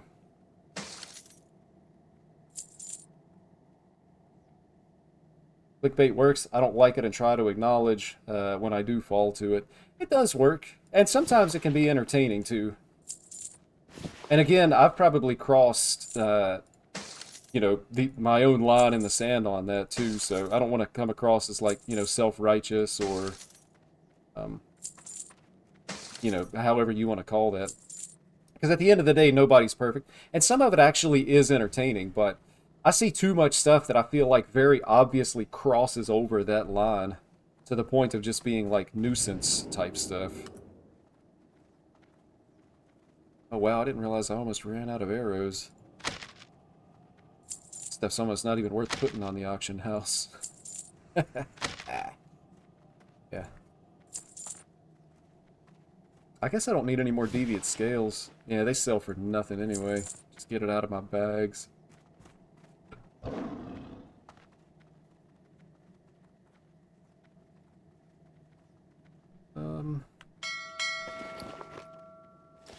I got a lot more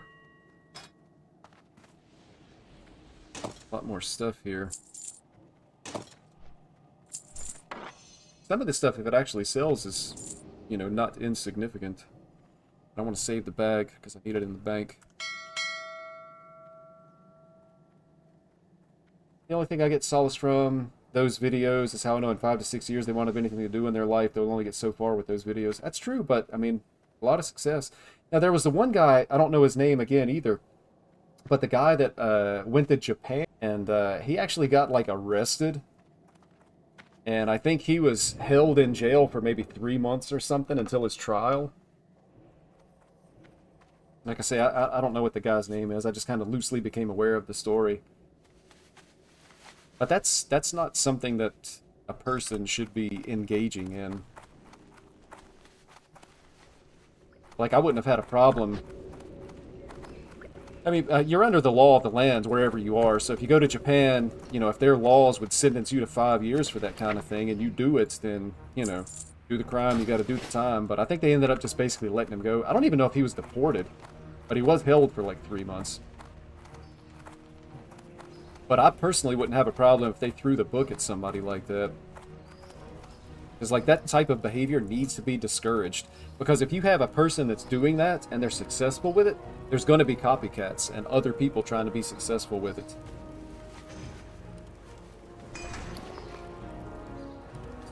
This can just be sold. Both of those guys at a vendor. Can do a little bit of leather working as well. Greetings.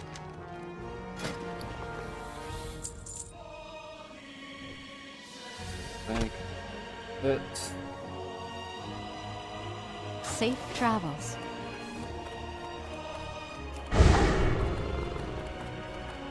Then again, it's just a little bit laggy. Wow, doing me dirty tonight. See, that's Andrew Tate. So something like Foozy Tube. Andrew Tate, I recognize the name. I'm not sure about Foozy Tube. He looks sad now. Yeah, I saw Andrew Tate was in was in jail for a couple of months, I think, but he was being investigated for like some very, very serious crimes, was my understanding. Like human trafficking or something like that.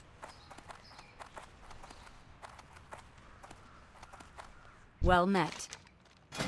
But he's one that, you know, I know who he is. I kind of basically know what his deal is, but I know he's also very controversial. A lot of people just don't like him. But he's one of those people that, and I think there's a lot of people like this, I don't know if he actually believes the thing that he's saying, or if he's just trying to sell something. Because you have people out there that will cater to a very specific group. They, you know, build their business around their target audience. And you don't know if they actually believe what they're saying, but it's like you see it a lot with political type stuff. Like a person will cater to one specific side of the political aisle, and they just like stir them up, you know, stir people up, and they're able to make money off of it. And so that's what they do, but you don't know if they actually believe what they're saying.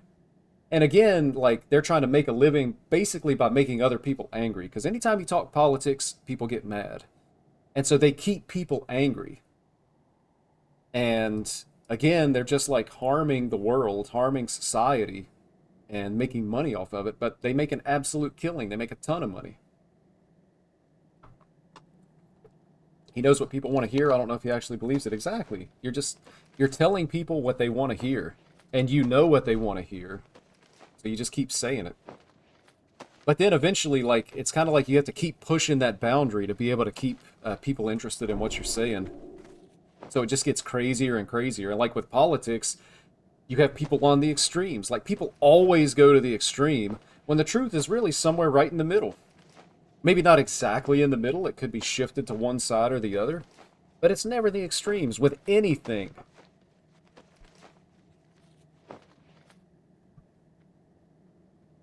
But they keep people stirred up. They keep eyeballs. They keep people buying whatever it is they're selling. And so then they're just going to keep doing it because they've been successful with it.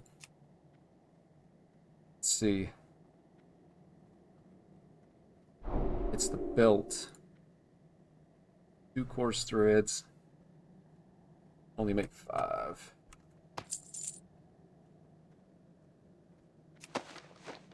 Safe travels.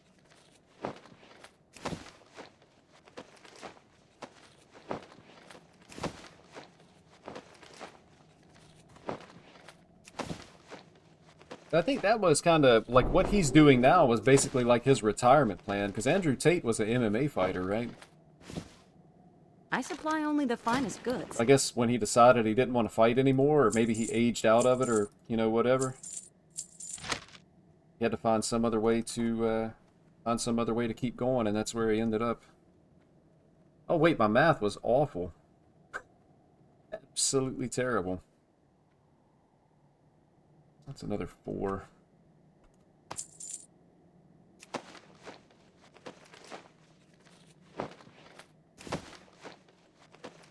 And there's lots of other examples too, you know, besides him.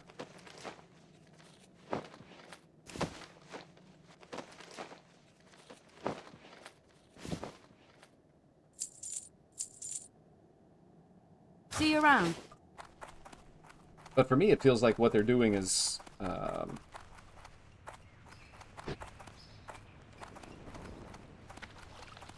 don't know what the right word is, but I feel like they're definitely misrepresenting things in order to be able to hit this target audience.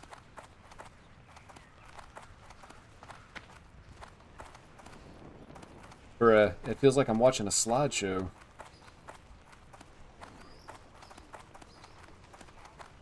Next slide, please. Gonna head out. Me and my partner are heading out. Thank you for the stream. Nice talking to you. I'll try to catch the next stream. Manny, thank you so much for stopping by, man. Always enjoy talking to you, and hope you guys have fun.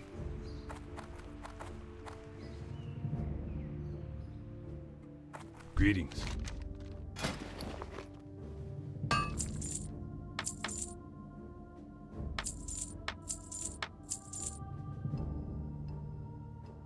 See you around.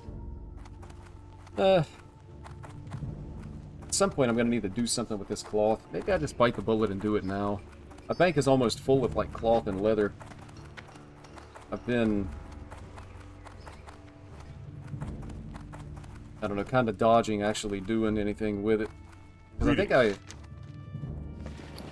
I think I probably want to train first aid. But like stuff is just piling up.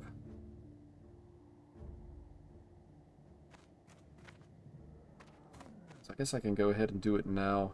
I'm not even sure this is enough linen to do what I need to do.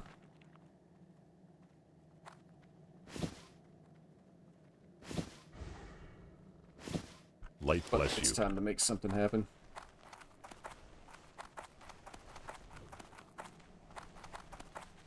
And I think I'm actually going to take a quick break. I will be right back.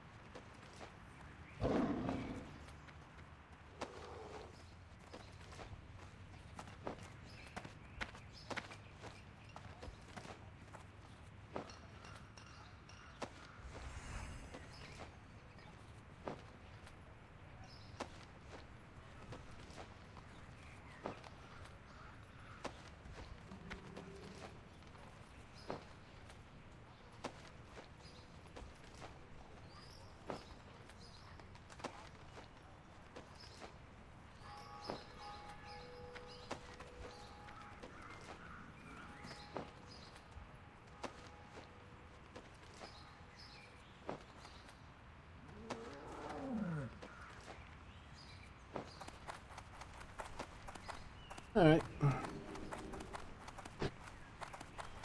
Well, we've had a pretty successful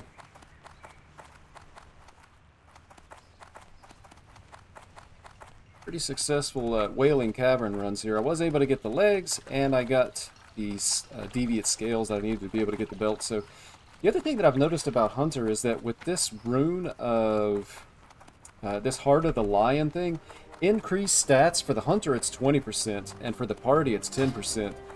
This thing is insane. And as Season of Discovery goes on, they might have to actually make a change with this, because that is like crazy scaling. 20% stats on the Hunter. Like as you get more and more gear, more and more stats, it's just gonna go crazy. So like when they move the level cap to 40, and like the availability of stats goes up, it's gonna get crazy. I wouldn't be surprised if they had to adjust it. Went the wrong way. First aid is what I want.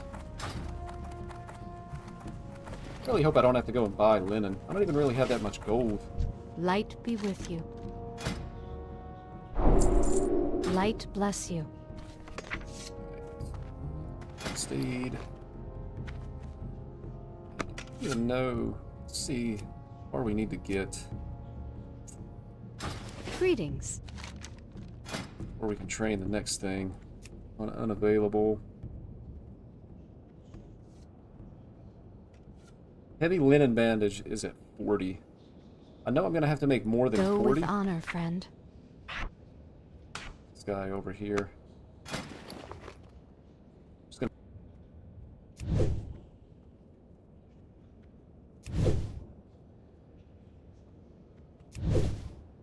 With no way to speed up the crafting, it just takes a long time. So I'm gonna be sitting here for a while this goes.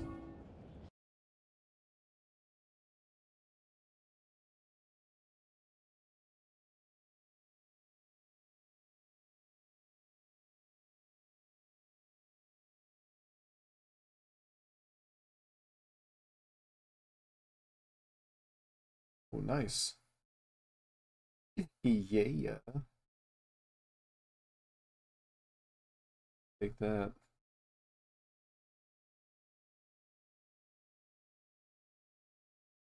Man, I was looking at NBA highlights today, and I saw the Nuggets and the Lakers game from last night, man. The last second shot by Joker from like, gosh, I don't know how far away he was, like 35 feet maybe. And he just hits it to win the game.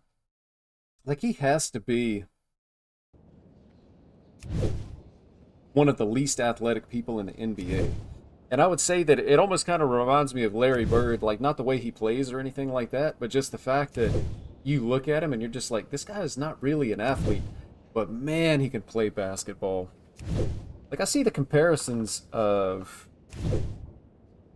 Joel Embiid and Joker. And I think for me, it pretty easily comes down to Joel Embiid is a better athlete, but Joker's a better basketball player. Like, somehow, like, the guy scores, man, the guy gets assists, rebounds, like, his stats are absolutely insane, but you look at him and you're just kind of like, how's he doing it? And he's even said in interviews, I'm not going to run fast, I'm not going to jump high or anything like that. Like, he's actually said that. He said, I'm going to play basketball. King's honor, friend. And I think for a lot of people, let's see, the wool bandage starts at 80. Ooh. And I can only actually make 40 of these.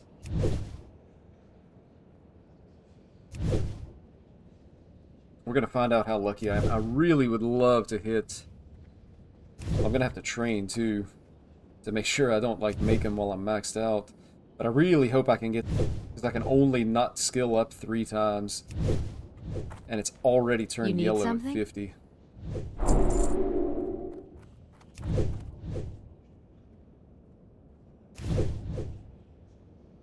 So wool at 80. Heavy wool at 115.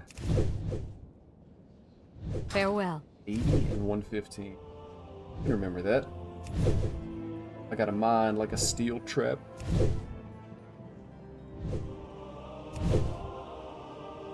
Now, one of the other issues that I've noticed with Hunter is that so much of the gear that you get prior to the actual raid, the stuff that you want is stuff like this. Like just 11 agility legs, you know, whatever agility shoulders. And so they're world drops that people put on the auction house, which are, of course, like prices that you're never going to actually pay in terms of the amount of gold that people want for it.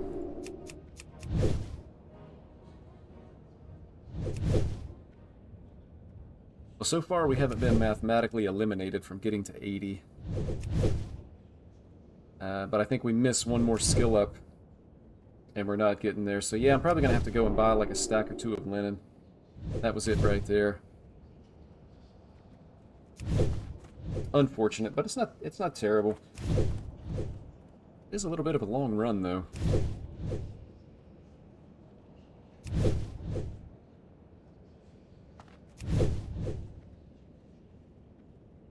But I think we should have plenty of wool. Definitely have a lot more wool than we had of the linen when we started this thing. Oh wow, it's actually green for the next 4 levels. Need help?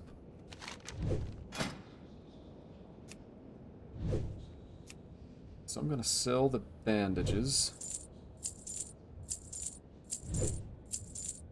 Be careful. I'm gonna have to go and buy some linen to be able to finish this up. It's gonna feel good to get that stuff out of my bank though. Just sitting there taking up space.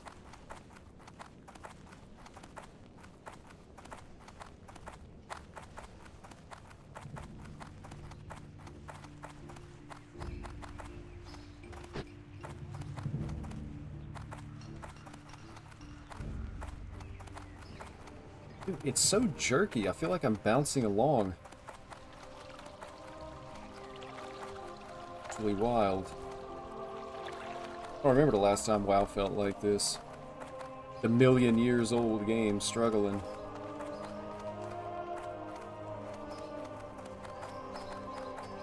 My Pug group couldn't finish BFD. Pug should get 100% damage buff, dumb the raid down. I'm pretty sure they're saying that, like, sarcastically. But it's... I think there's a lot of people that want stuff like that. They just want free stuff with no effort put into it. Alright, let's do some shopping.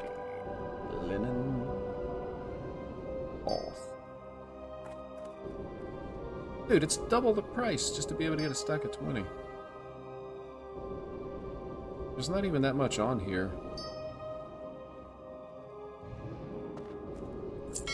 I'm gonna grab the 20 stack. This'll make 10. We only need 4 skill ups. Surely this gets there. Recipe is green though.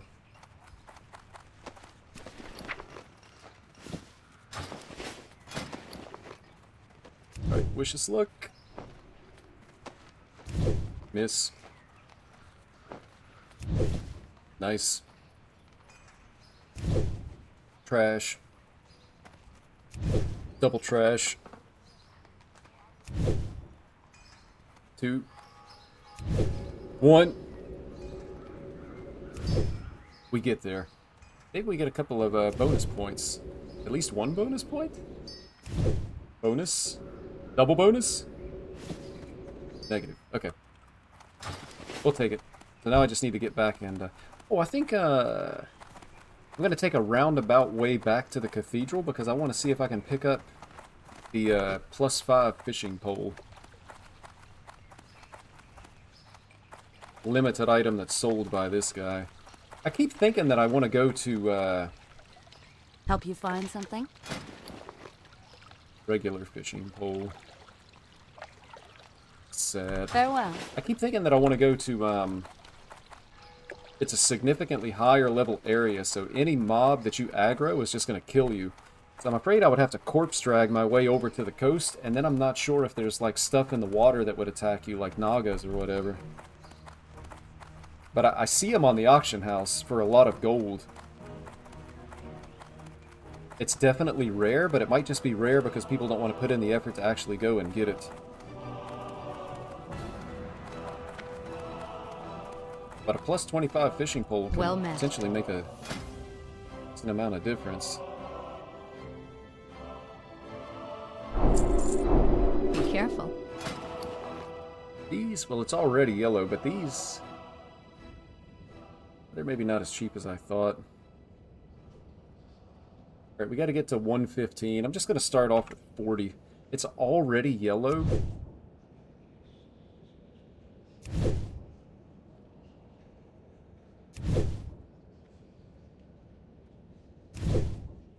So far, so good. We're churning right along.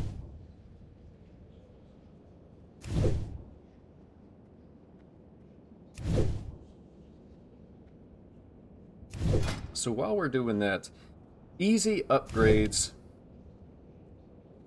Honored with PvP. Silverwing Sentinels. I can get a ring and a neck.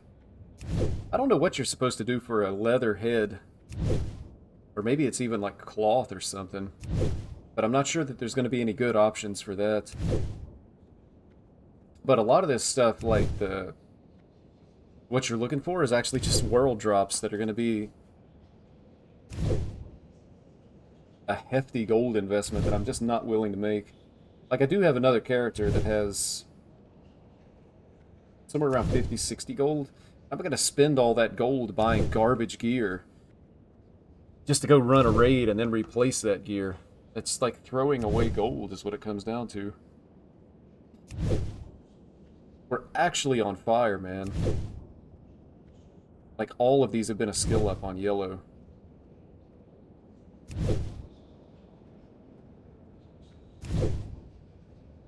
And we're still going to have a lot of wool left as well.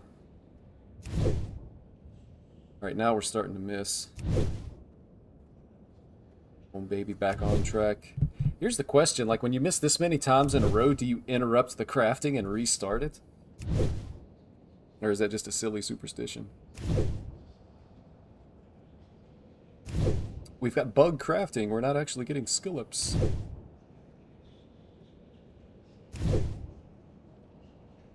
But honestly, I can't even complain about this. It's not that bad.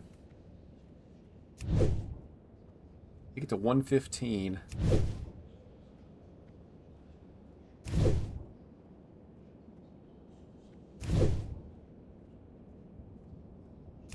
See, look at this, man. Staff of the Blessed Seer. 18 gold. Cheaper than the auction house. I mean, it's got a lot of increases healing done, but, I mean, you don't even get the full 24 here. Like, it's up to 24. Plus, if you go to the raid and get that raid weapon, it absolutely dwarfs this. Need help? So, like, there's no reason that you have to have that. It's like a luxury item for people with tons of gold. Farewell. You need something? And what is silk bandage? Is at 150. So I just I'm gonna make all heavy wool bandages, and then I'm actually gonna go and list them on the auction house in stacks of 15, because that's what you need for the waylaid crates or whatever. Anyway, we're gonna make all of these. So we might actually have enough wool to actually be able to max out first aid. That would be nice.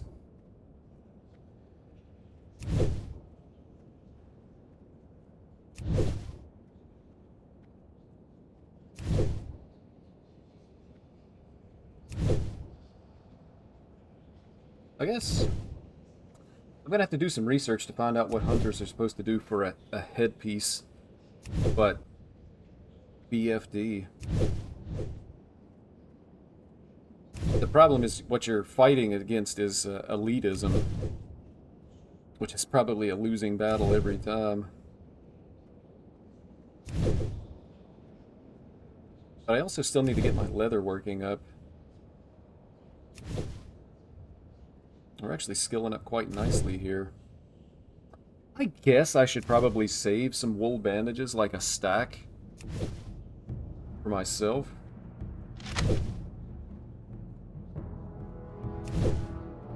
But it's so rare as a hunter that you actually need to heal because your pet's taking all the damage anyway. And you can just heal your pet.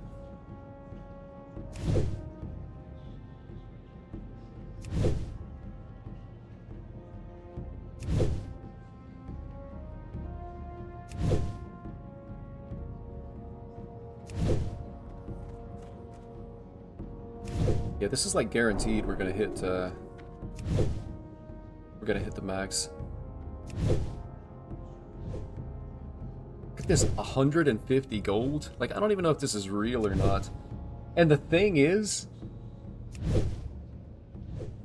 I think there's an item that's 7 strength and 3 stamina that you can get from running stockade. I think it's like a it's a mob that doesn't necessarily spawn.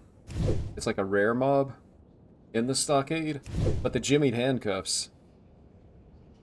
It's also not a guaranteed drop because I think it can also drop like a dagger, which honestly, maybe I should take a look at. I might need a little bit more gear for the stockades, but I might actually want to take a look at soloing stockades. Because you can get the dagger, I think it's like 5 agility, 2 stam, and then you can dual wield so you can get an offhand to be able to get more stats than just what's on this two-handed weapon. Because realistically for Hunter, I'm not planning on doing any meleeing. I do need to be able to hit stuff, like just in case. Or to be able to land the wing clips and whatnot if I have to, and raptor strikes. But it's really just more all about the stats, and I can do better than just 7 agility.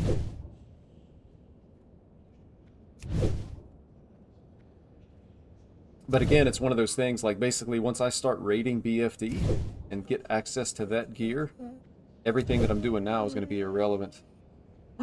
Maddie Dog. I think Maddie Dog needs to go outside. I'm going to go let her out. I will be right back.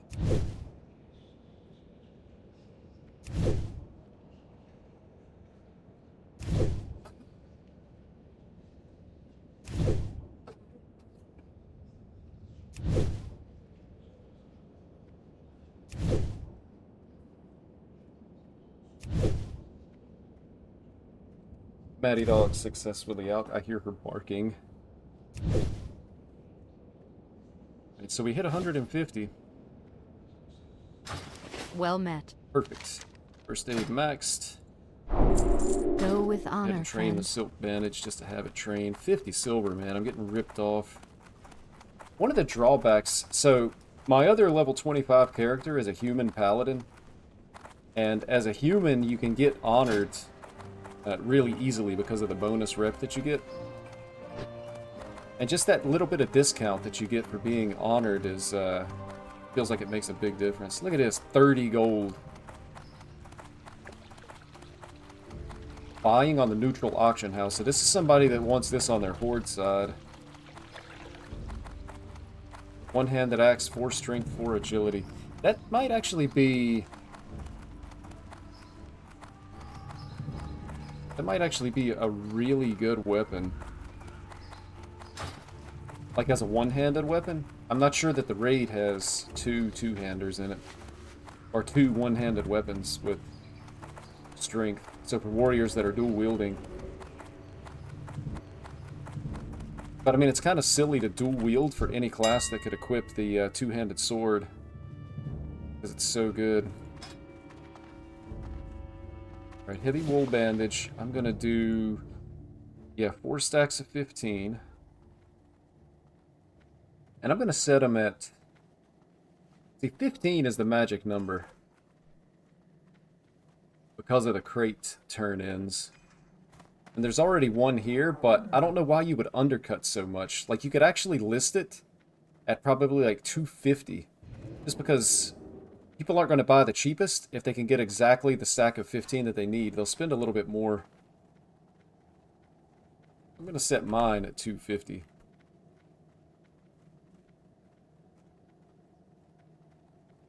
Man, that's kind of a big deposit. If they actually sell her, I'm going to regret this.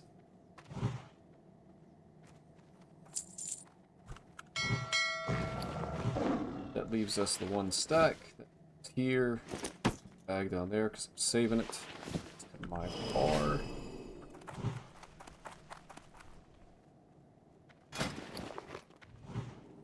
And I still need...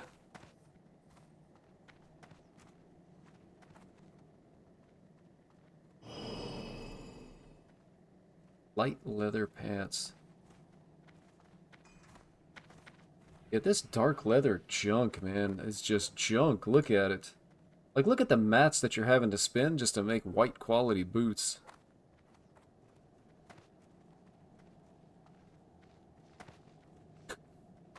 White cloak, 8 medium leather. Nice try, game.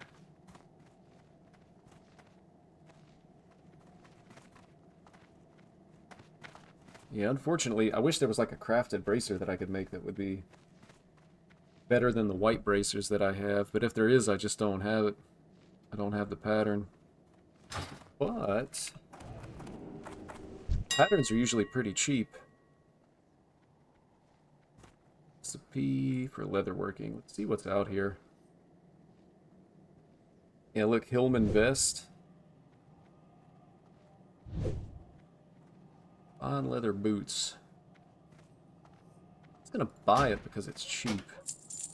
Murloc scale belt. Great. I almost want to buy it just for like completionism's sake. I can afford a luxury item. Again, like you would never actually want to make this. Pure light hide? Well, you have to have the fine leather tunic.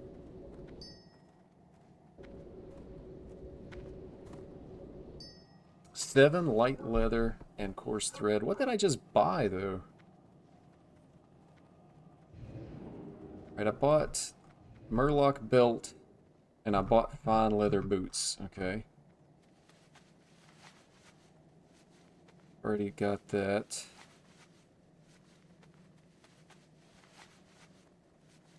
Let's buy this again for completion's sake. Murloc breastplate. Again, it's not something that you would want to make. There's just better options. But 2 silver again to have the pattern. Lumen's vest. Already bought. This I already know. Bought the breastplate. Yes, I know. I bought the belt, the vest, dark leather tunic. Already known. Already bought that. Bought that. Armor. I gotta let Matty Dog back in. The Matty Dog that goes out also needs to come back in. I think she ran away and started barking. Matty Dog.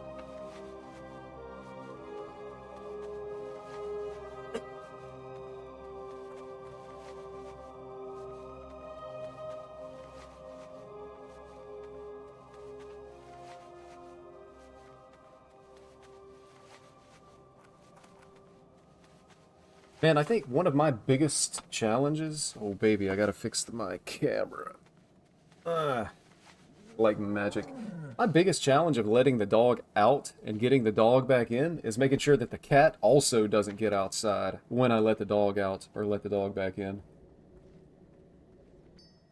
Anytime our cat has ever gotten out of the house, she takes like a few steps and then freezes because she's never been an outdoor cat. We got her as a kitten.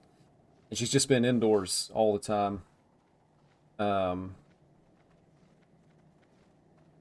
we're always scared when she goes outside that she's just going to run off and never come back. The good news is she does still have her claws, though.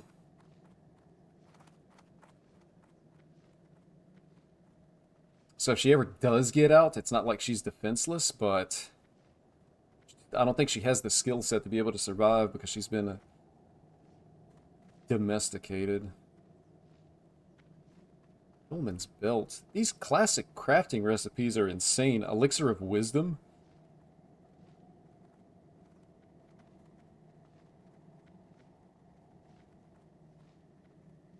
Fine leather pants.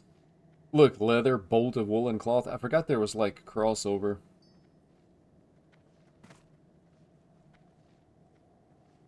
Between the professions. I think I actually have this in my bank. Haven't learned it. Gloves. Fjord light hide. Oh, I'm not going to be able to get skill ups from it because it's such a low level.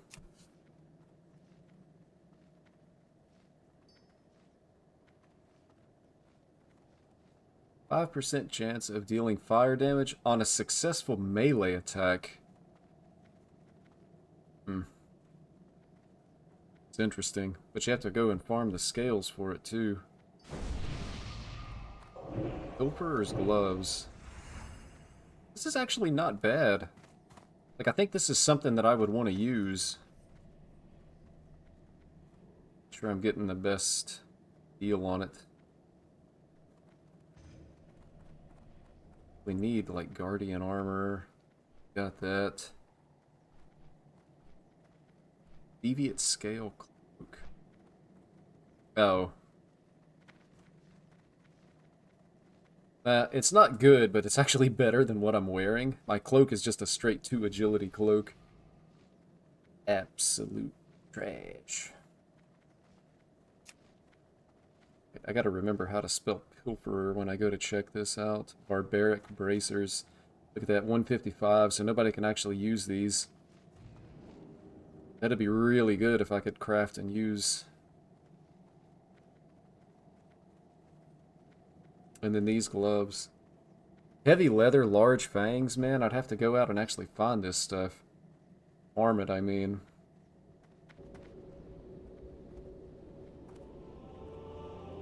And it's just one of those situations. I guess this is just a random enchantment.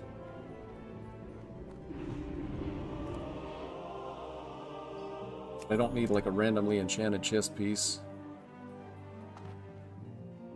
So I'm not worried about that.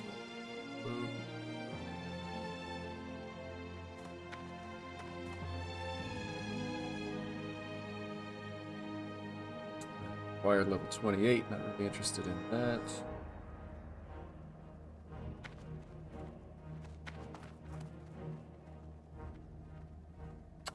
Here's the 16 attack power wouldn't be bad. Again, I'm just trying to patch together. Oh, perfect deviate scales. No, never mind that garbage. Just trying to patch together just enough gear to be able to start running BFD.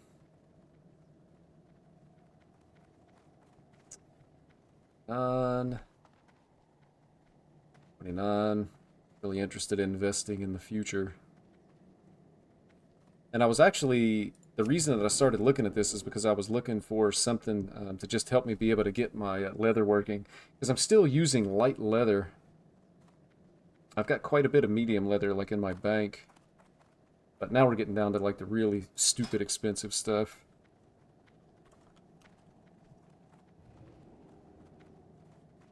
Right, pattern for the pilferer's gloves.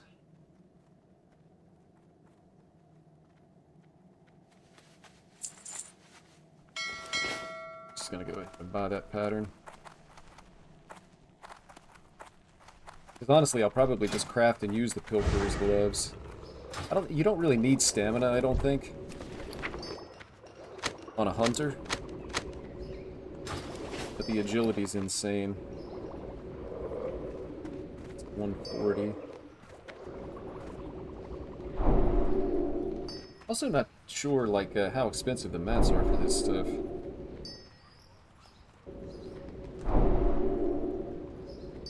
But a lot of the mats I've noticed are really cheap. Where the stuff gets like super expensive and unrealistic is on these world drops, man. People just feel like they... Well, I actually sold that. I listed this staff on the auction house like 3 or 4 times and it didn't sell. It finally sold for...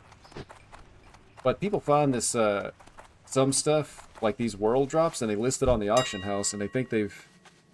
It's like they think they've discovered a gold mine.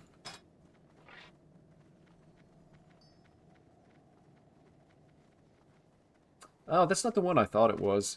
I think I have another... This is what I was thinking, the Shadow Wrath. Which again, I mean, this is almost like an unrealistic price for a level 14 weapon, but there was already one on the auction house. And I feel like if there's stuff already on the auction house, why would you ever want to undercut it by more than like 1 copper? But I've also listed it like 3 or 4 times and it's not selling.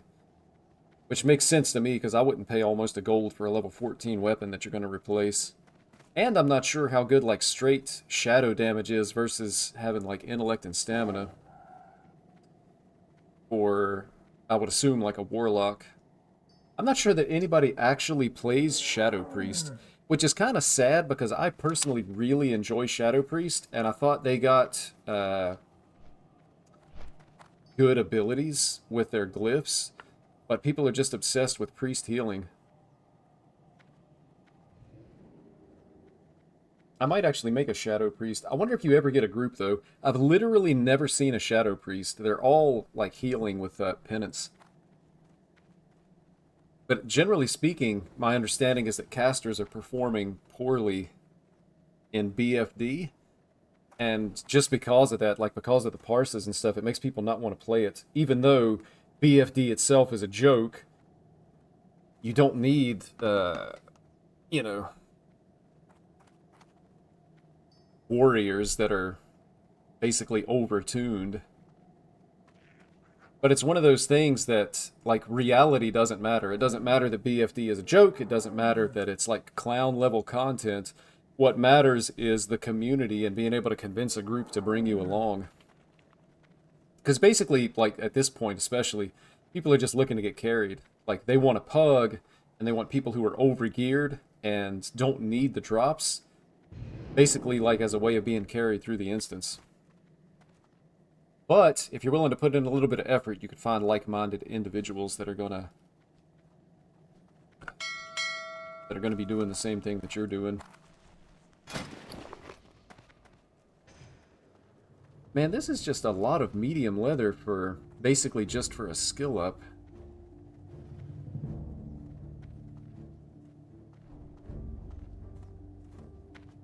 I've got light hides. I would need to cure them, but this might actually be the best way to just be able to get to the point where I'm using the medium leather.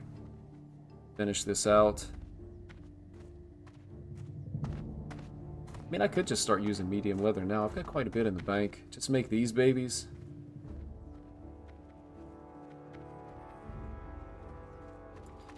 There's no way they sell on the auction house. Not on the Alliance auction house. Because for the leather, I mean, it's just too easy to be able to get the Tunic of Westfall. But it's pretty reasonable as far as, like, the mats required. I'm just going to make these. And try to go ahead and get my, get the leather working up to a point that I can make something actually usable. I was just really sad when I realized that so much of what people think are, like, the gear that you need for pre-raid hunter is actually just world drops with the agility affix on them. Because then you go to the auction house and they're like 3, 4, 5 gold or even more for like a pair of shoulders that just has agility on it.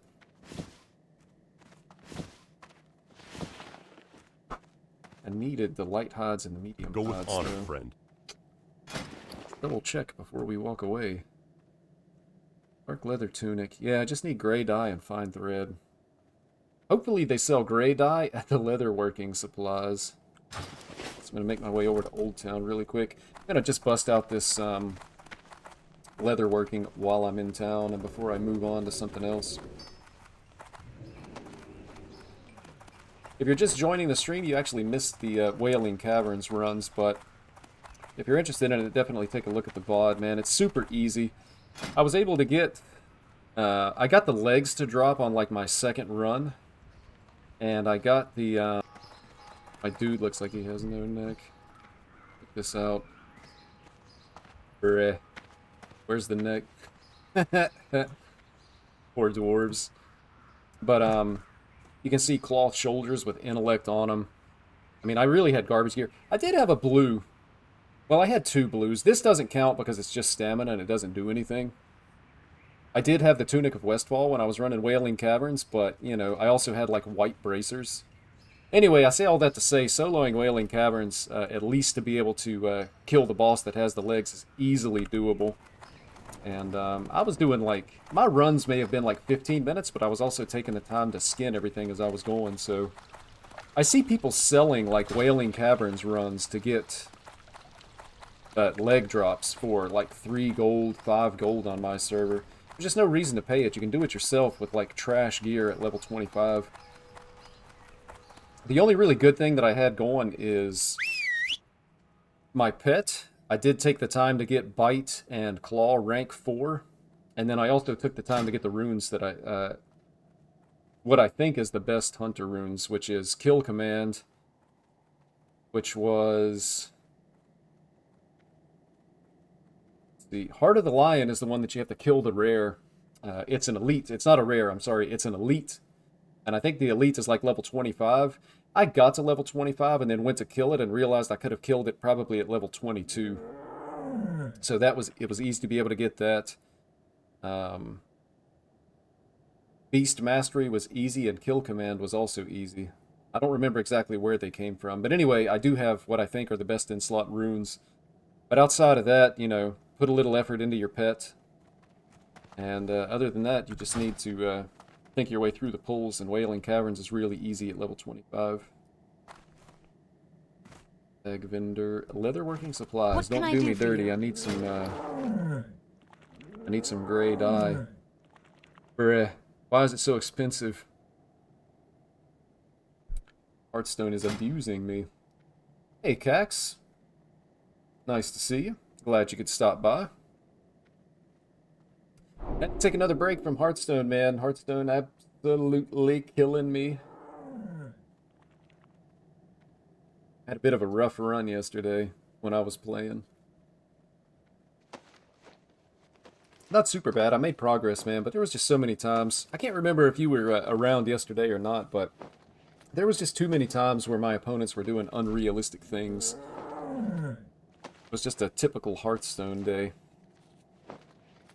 So I thought I would chill, man. World of Warcraft is like the ultimate chill game.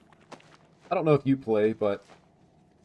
well, unfortunately, it is like...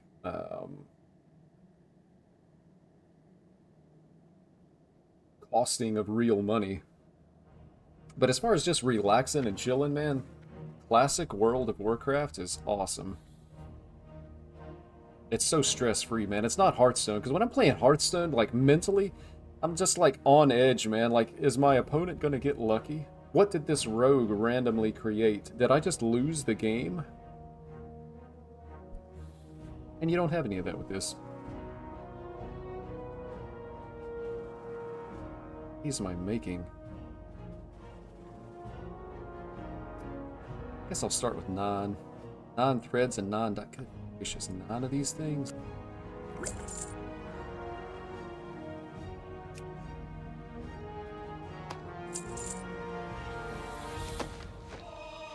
What do they sell for? At least they vendor for almost 7 silver. I guess I'm actually, I mean, not counting what I could sell the medium leather for, but I'm not actually going in the hole.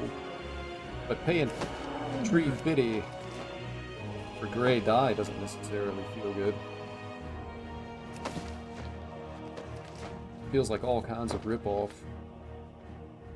And they need to introduce, like, some type of competition between vendors.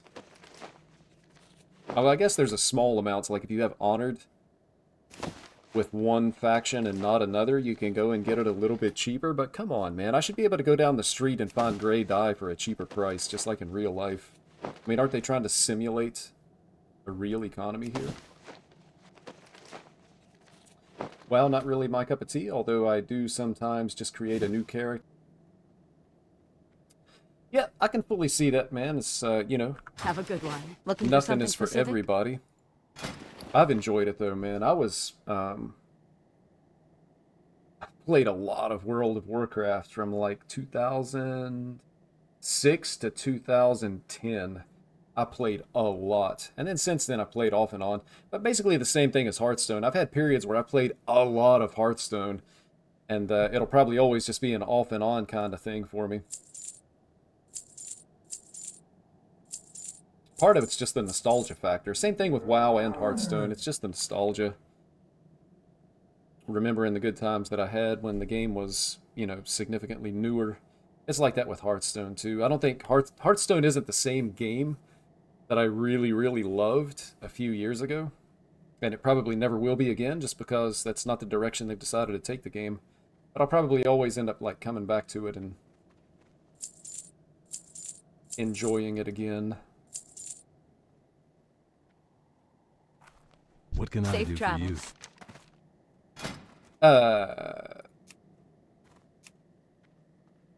So, Cax, like, what other games do you play besides Hearthstone? Or are you just like a one game at a time kind of guy? A lot of times I'm that one game at a time kind of person. You know, I just have like one game that I'm laser focused on. But I've been trying to get into more, you know, basically For the playing Alliance. different stuff rather than obsessing over one game. The thing is, like, for me with Hearthstone, like, I had to play Hearthstone because I had to get gold to be able to afford to buy packs. Like, Hearthstone really isn't a game that you can just play casually if you're going to have any kind of a collection whatsoever. Only PC game I play is Hearthstone, but I do play console. What console and what games, man? Or is it, like, top secret information? Some of the console games are really good, man. I know like the last couple of Zelda games on the Switch have been good. The Spider-Man games have been good. I know they're on PlayStation. I'm not sure if Spider-Man's on Xbox or not. I don't know like what's exclusive and what isn't.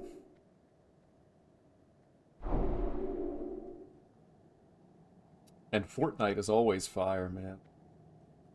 I go through phases with Fortnite also. I played Fortnite like every day. I think like when I was taking a break from Hearthstone around like that 2017, 2018, that's when I was jamming Fortnite every single day with my brother.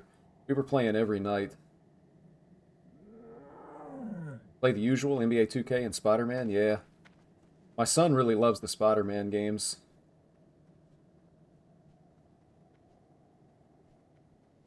I think he's 100%ed both of them. But they're just really good games. Yeah, Fortnite with the homies, man. For me, it was always my brother. I had a few friends that I worked with that I played with a little bit, but for the most part, it was just my brother. I always like having something that me and him can play together. He likes it too. But Fortnite was one of those things that, you know, we played it for a while, and then, you know, we still go back to it from time to time. I think he's a little bit more into it at times than I am. Now, the Lego Fortnite stuff looks pretty cool from a creative standpoint. But it's almost like another Minecraft, right? I never got into Minecraft. But man, I've seen like the Lego stuff that people have built, man. There's like some insane stuff out there. I was seeing on Twitter or X or whatever you call it now. Somebody built Helm's Deep from Lord of the Rings in Lego. And it looks... I don't know if it was done yet. I know for sure there was one detail that was missing. But it looked, you know, really similar to what you would see in the movie. You know, for what you can do with Legos. But they were missing, like, the door. There was a door to the right of the ramp that led up to the main entrance. Because I remember in the movie, Aragorn and Gimli jumped out of that to fight the orcs. But outside of that, it was like, really cool, man. People getting too creative. But to me, man, that's like one of the greatest things about these types of games and the internet in general, is it's a way for people to unleash their creativity, and I love to see what people can do with it. Because you have people that'll put like 50 or 100 hours into some of these projects because it's what they love. There was some really cool, it's been several years now, but but they made like, I think it was all anime characters, but there was like a huge Goku head that if you were far enough back, it looked exactly like Goku. And they had multiple characters in the same world. And I saw a video of where they were kind of like giving a tour and going through it. And it was just really impressive stuff. Had to take a long time to be able to figure out how to do it. Need to cure my medium hides, I guess, to be able to make these. Actually, I could make and equip this. I wish it was agility instead of spirit, though.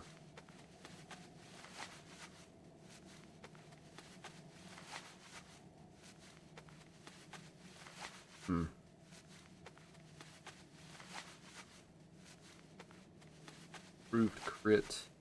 That's super great. I basically kind of look for like easy upgrades. Plus, I want to level my my thing, but this is going to be the easiest way to be able to level up leatherworking. So I need to go back to the bank and get my medium hides, and then I need to cure them. Can I get skill points for that? Whee! Oh. Cured medium hide. Nope. I'm going to run back and grab those. I think I need to just, like, cure them anyway. I'm going to be using them at some point.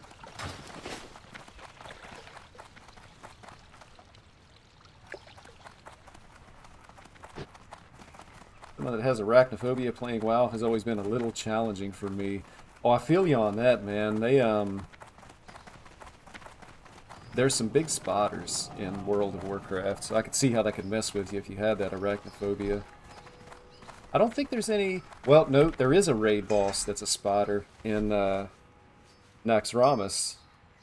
Myexna, or Mexna, however you say it. It's just a giant spider boss. But then they also have just spotters walking around that are like creatures.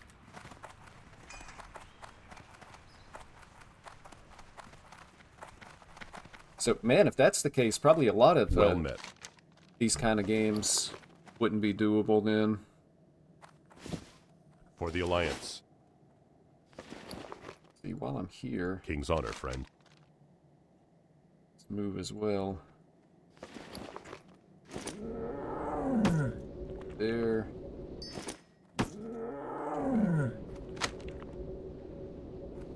Oh, so I've been able to get my careful. bank cleaned up really nicely from all the extra mats that I've had.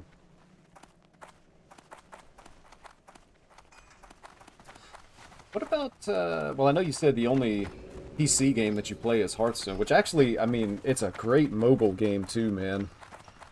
I've played it on a phone and a tablet, and the interface is a little bit different, but it lends itself really well to mobile gaming. But, I've always also enjoyed, like, ARPGs, like Diablo. Path of Exile has been really good, and Path of Exile 2 looks really good. I never really got into, like, Battlefield and Call of Duty and stuff like that, though.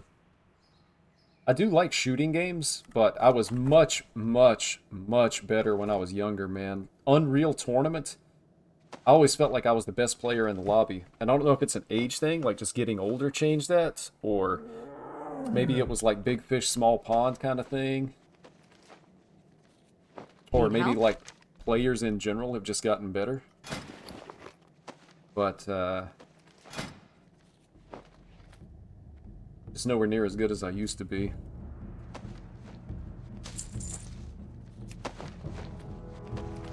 Played some Hogwarts Legacy without knowing how the story goes because I ignored others' playthrough.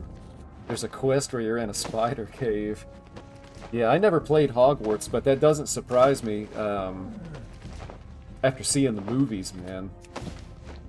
I don't know if you ever watched the Harry Potter movies, but if spiders are an issue, then there's a couple of those Harry Potter movies that you just shouldn't watch.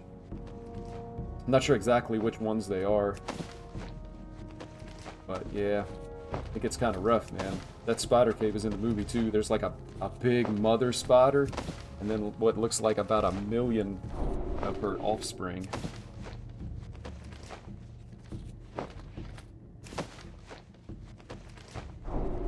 I want to say they have like Harry Potter World at the Universal theme parks in Florida, and the Universal parks are really good if you ever get the chance to go. They're expensive, just like Disney. Universal's expensive, man. You're talking tickets are like, I don't even know, 200, 250 just for one day.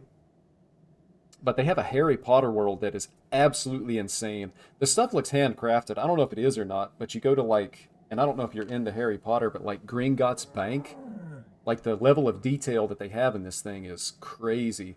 But they have some rides there too that involve like the spider cave, which you would probably want to stay away from. But outside of that, man, if you're like a Harry Potter fan, even in the slightest, if you get the chance to go to Universal Studios in Florida, it's crazy, man. Like, I like the Harry Potter movies. I'm not a massive fan, but just seeing what they were able to do to kind of bring that world to life in that area is really cool.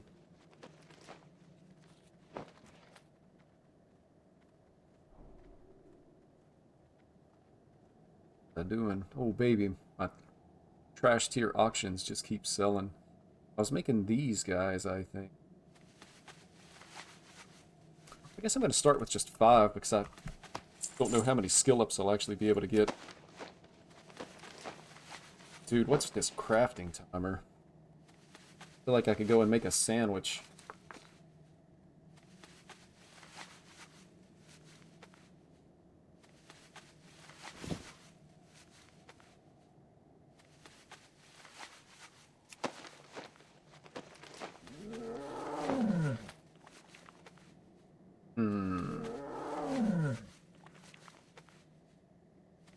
I guess I'm just going to end up equipping one of these and then selling the others. Have a good one. Again, I've got just really bad shoulders. The intellect is probably more valuable than the spirit. I'll feel better as a hunter wearing leather instead of cloth.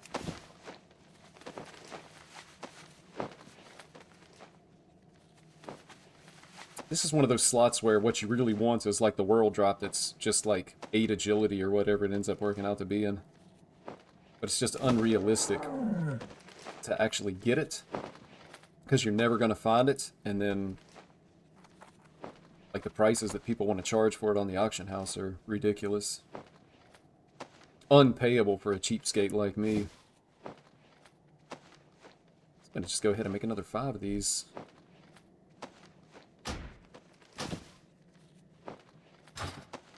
Hello.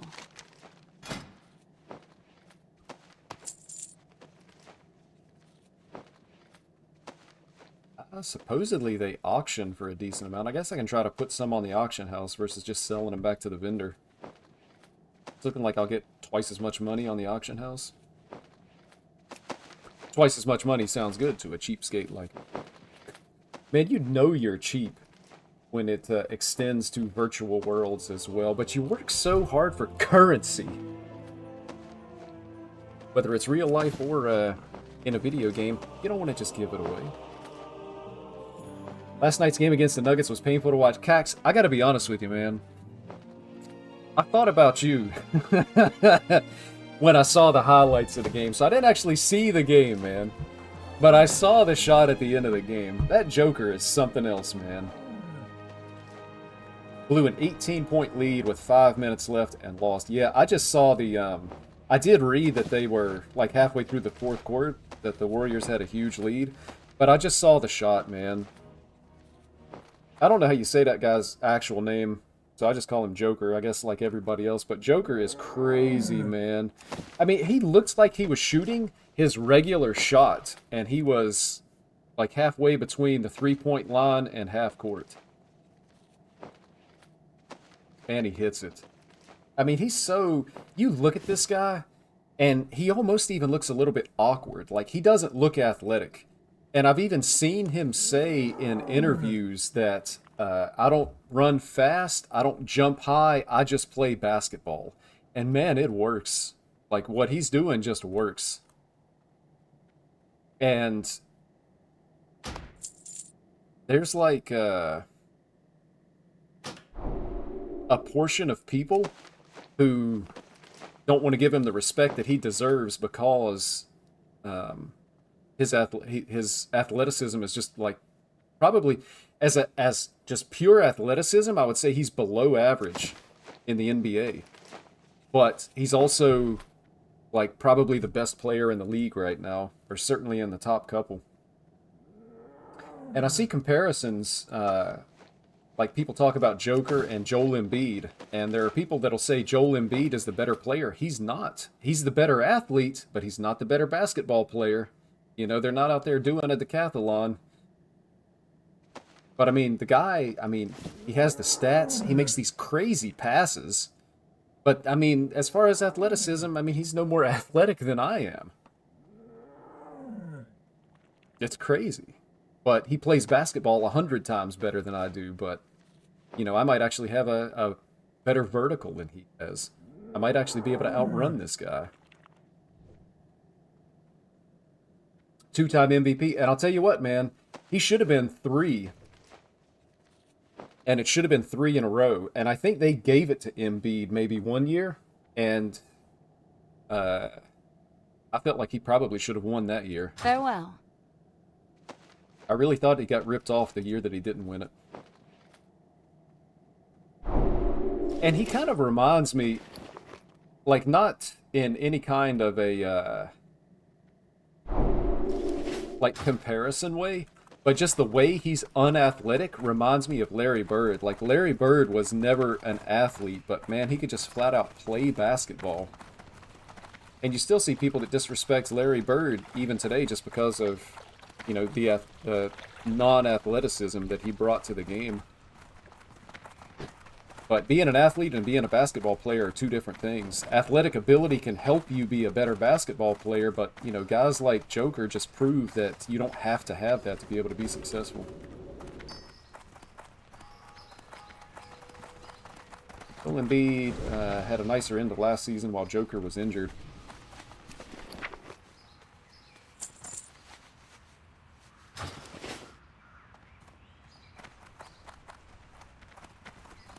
I'll have to take your word for it on that, man. Like I say, I don't follow it anywhere near as closely as you do. I really don't follow it at all. But to me, as like a casual watcher of the game, it's pretty obvious that he's a better player than Embiid is. We're playing the Pistons in 3 minutes. But here's the good news about playing the Pistons. They did win a game recently. I saw that. Their loss streak was like 27, 28 games, and they won. So if you lose to them, at least you're not the team that they beat to end this massive losing streak. So there is some upside there. So here's the other thing, man. Do you actually stay up and watch these games? Or, like, are you up anyway? Because that's got to be, like, super early in the morning for you by the time the game starts. And certainly by the time the game ends, because games are, like, 2 hours long, right? Let's see. Throw a couple of these on the auction house while I'm here. Actually, I think the reason why these sell is because they're in the requirement for one of these great things.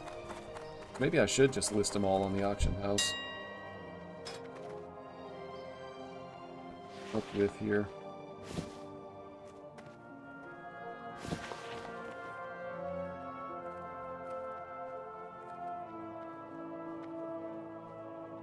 Oh wow, it actually did sell. I'm gonna go ahead and post all these things. It's the weekend, man. I've noticed like the day of the week and the weekend really seems to affect the economy in this game. Game begins at 10, it's 4 a.m. I tend to watch the first 2 quarters. Dude, I feel you on that, because at some point you just have to go to bed, especially like if you have to work at a certain time the next day or be up for whatever reason. But man, only getting to see half the game sucks. Like, so I'm more into college basketball. And the other day, that was maybe a week or 2 ago, but my team is Carolina. Carolina was playing. I watched the first half, and then I'm sitting there, it's halftime, and I'm like, man, I got to work tomorrow. I really just need to go on to bed. Like, I need to go to bed. Because I don't want to feel awful at work the next day. And so I watched the first half, but then, like, I wake up, and you know, I didn't check my phone or anything, so I'm at work. I mean, I'm kind of, like, basically this old man syndrome, I guess. I could wake up and check my... So, in that respect, times have kind of passed me by. I do have a smartphone, and I know how to use it, though. So, you know, don't be hating on me. I've not, like, got a flip phone or something. But it just never crosses my mind to check, like, game scores on my phone, I guess. Light be with you. Plus, it's more fun to talk to people about the game than it is to just look up the score on your phone. I feel like the NBA should play games earlier since the sport has become worldwide. Yeah, that's kind of the problem with, like, this worldwide stuff. It's always going to be at a bad time for somebody. I see it. I tend to, I'm not going to say I follow esports, but there are certain tournaments that I really want to watch. And Hearthstone has done it too with some of their tournaments. They started putting their tournaments in different time zones on purpose so that at some point there would be a tournament where it was at a good local time for, you know, like Korea, China, and whatnot. But if it's something you really want to watch and it's at a bad time, better example, it hit me this year with the League of Legends. I always watch the League of Legends World Championship, and I couldn't watch it live this year because I think it was being played in Korea, so it was broadcast live at the time it was being played. And there was just no chance that I was going to be able to watch it at the times it was being played. So it makes it hard as a fan to be able to follow along. I found myself watching VODs, but I really hate watching sports. I like watching live, and it's the same with esports. It feels different to me if I know I'm watching a recording, and you know, it's all in my mind as long as you can avoid spoilers. But in this day and age, it's hard to avoid spoilers, man. Like, you basically can't open the internet when you're talking about something like the NBA or, you know, say like a World Cup. Man, there's no way you're going to be able to pick up your phone and avoid a spoiler all day long and dodge people talking about it all day long to be able to watch a recorded one.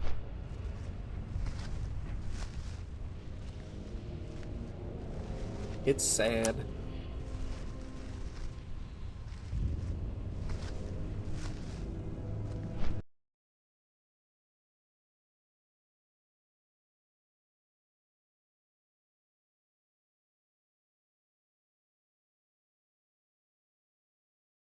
And I've noticed too,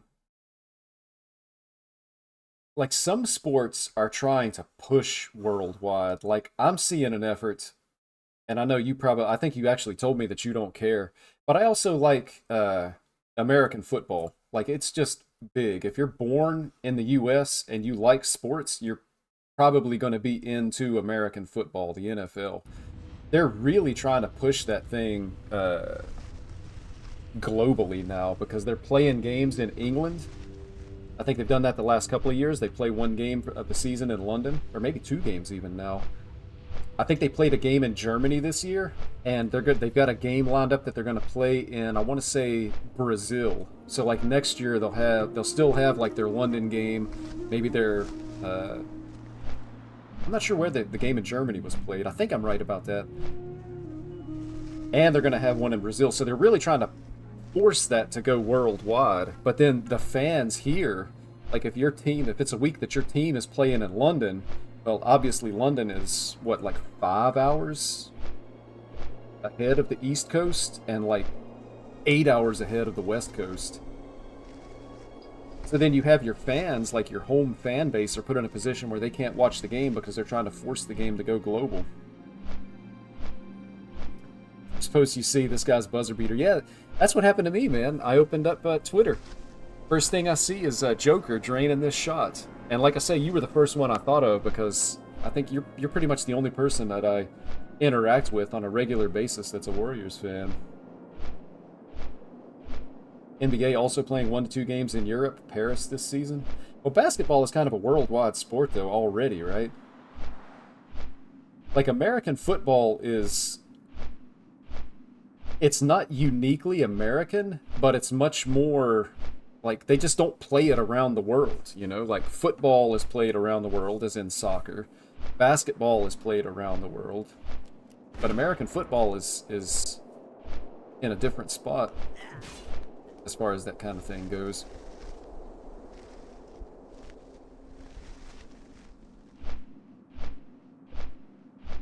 And I honestly, I don't know how popular is the NBA in England and Europe in general? Because I know they have their own, like, European leagues. So are those more popular than the NBA? Or are people just, like, really, if you're into basketball and pros, are you just watching the NBA? And then, like, you know, China has leagues, Russia has leagues.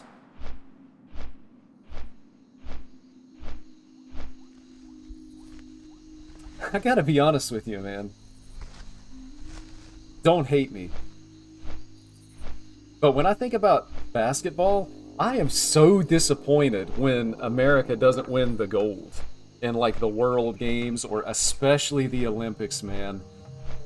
And when I see, I don't know, well, I'm not even sure if they got a medal in whatever... I think it was the World Games was this year, or the World Championships. I know, obviously, it wasn't the Olympics. But I'm sitting here looking at the U.S. team, man. Austin Reeves is playing on the U.S. national team, and I'm just like, what? Are you kidding me right now? And then they don't win? And it's no wonder. Like, they don't even send their best players. I think they're going to have a squad for the Olympics, though. if my country's not in the tournament, I tend to cheer for the U.S. Yeah, I don't know if that's like a common thing or not. But I do think the U.S. is going to have a squad, man, for the Olympics, which is actually going to be this year, right? It's going to be this summer. Because I want to say, like, LeBron was talking about it, or LeBron was personally going to put the team together. Yeah, LeBron, Curry, and company will join the Olympics. The only problem is those guys are getting a little bit old, man. I mean, you're playing a full NBA season and then turning around and immediately going... Well, I guess the Olympics is in August. But at some point, like, you got to be concerned about injuries. Like, can you imagine? Let's say LeBron goes to the Olympics and, you know, God forbid he gets hurt in the Olympics and it actually just ends his career because of his age. Like, can you imagine how awful that would be? They're not showing any signs of age, though. I mean, that's a good point, but Father Time catches up with everybody. And I don't know if it's still like that, but at the beginning of the season, they were talking about limiting LeBron's minutes, specifically because of his age. But I think the team is so bad, they're having to just play him now.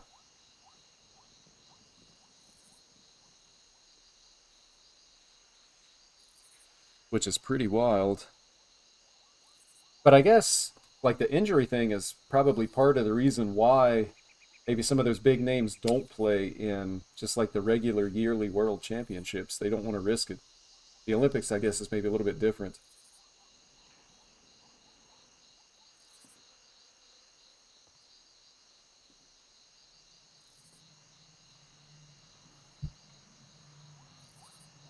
I have a lot of memories of the original Dream Team, man. I was like a kid at the time, and in '92 it was the first time, I guess, that they allowed professional athletes to compete in the Olympics. And I just remember the team, man. Like, Michael Jordan was young, and he was in some of his... he was probably a little bit better player a few years later, but in '92 he was unquestionably like the best player. Larry Bird was on the team. He was getting a little bit older. Magic was on the team. He was getting a little bit older. And so everybody kind of knew it was Jordan's team. But, like, you think about the team, and looking back now, that's like a nostalgia thing for me, man. That original Dream Team. And they destroyed everybody, man. I'm not sure they won a game by less than like 30 or 40 points.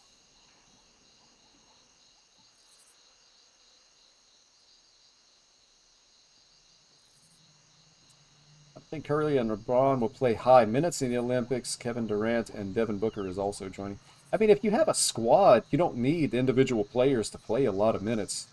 Because there shouldn't be that much of a fall off. Like, if you pull Steph Curry, you should have somebody almost as good as he is also on the team, right? If they're really stacked. So it's not like you're losing a whole lot if he only plays half the game or whatever. Plus, I mean, some of those games, like, the starters may not even have to play the second half because they're already going to be up 30 or 40 points. Should be, anyway.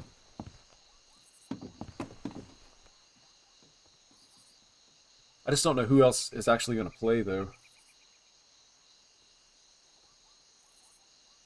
And to be honest, I don't know, like, what other countries are expected to be good for the Olympics.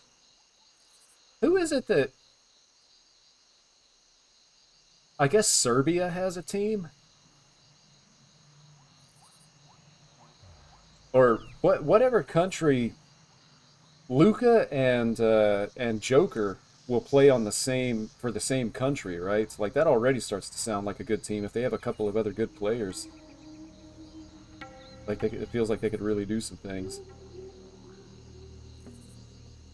I'm pretty sure they're from the same country.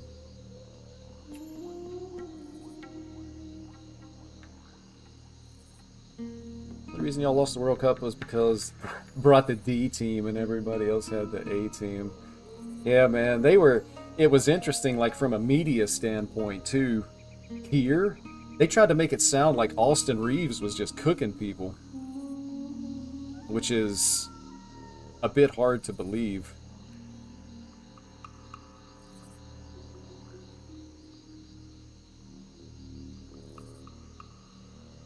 But yeah, that's kind of the unfortunate reality. Like, the megastars don't necessarily want to play in some of that stuff.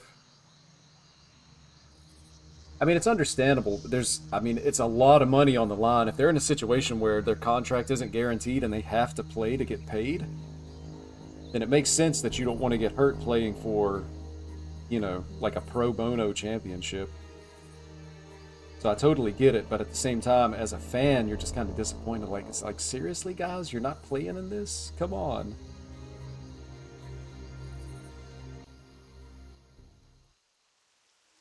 I took the wrong boat, not paying attention. This wasn't exactly where I wanted to go, but at least I landed on the right continent.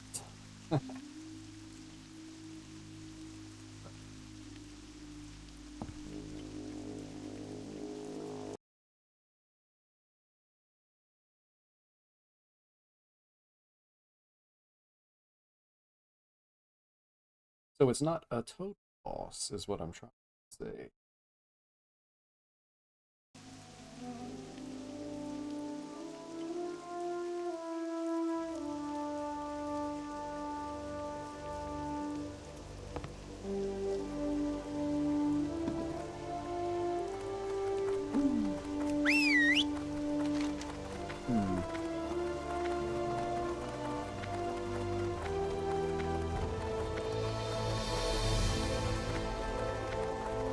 I think that's the end up there.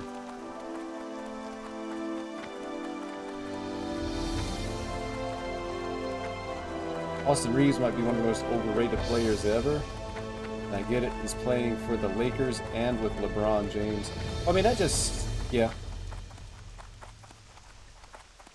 I don't know about like most overrated player ever thing, but when you have like these all-time greats, like one of the key aspects about those people is they make everybody else around them better.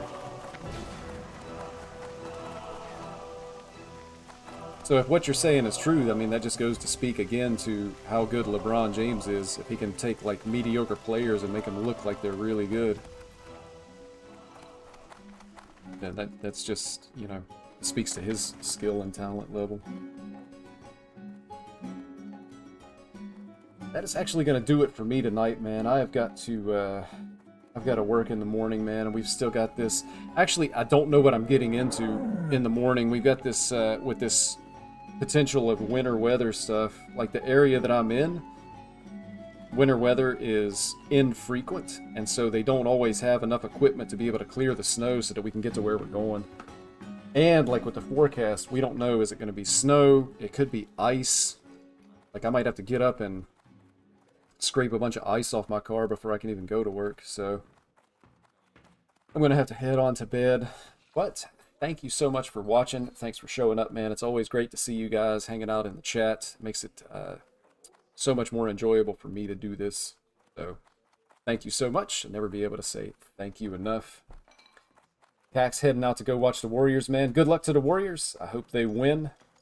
See you next stream. Hopefully a W over the Pistons. Yeah, I'm pulling for you, man. I hope the Warriors beat the Pistons too. And enjoy the game, Cax. Thank you guys so much for watching. I'm Uncorrupt. I hope to be able to see you next time.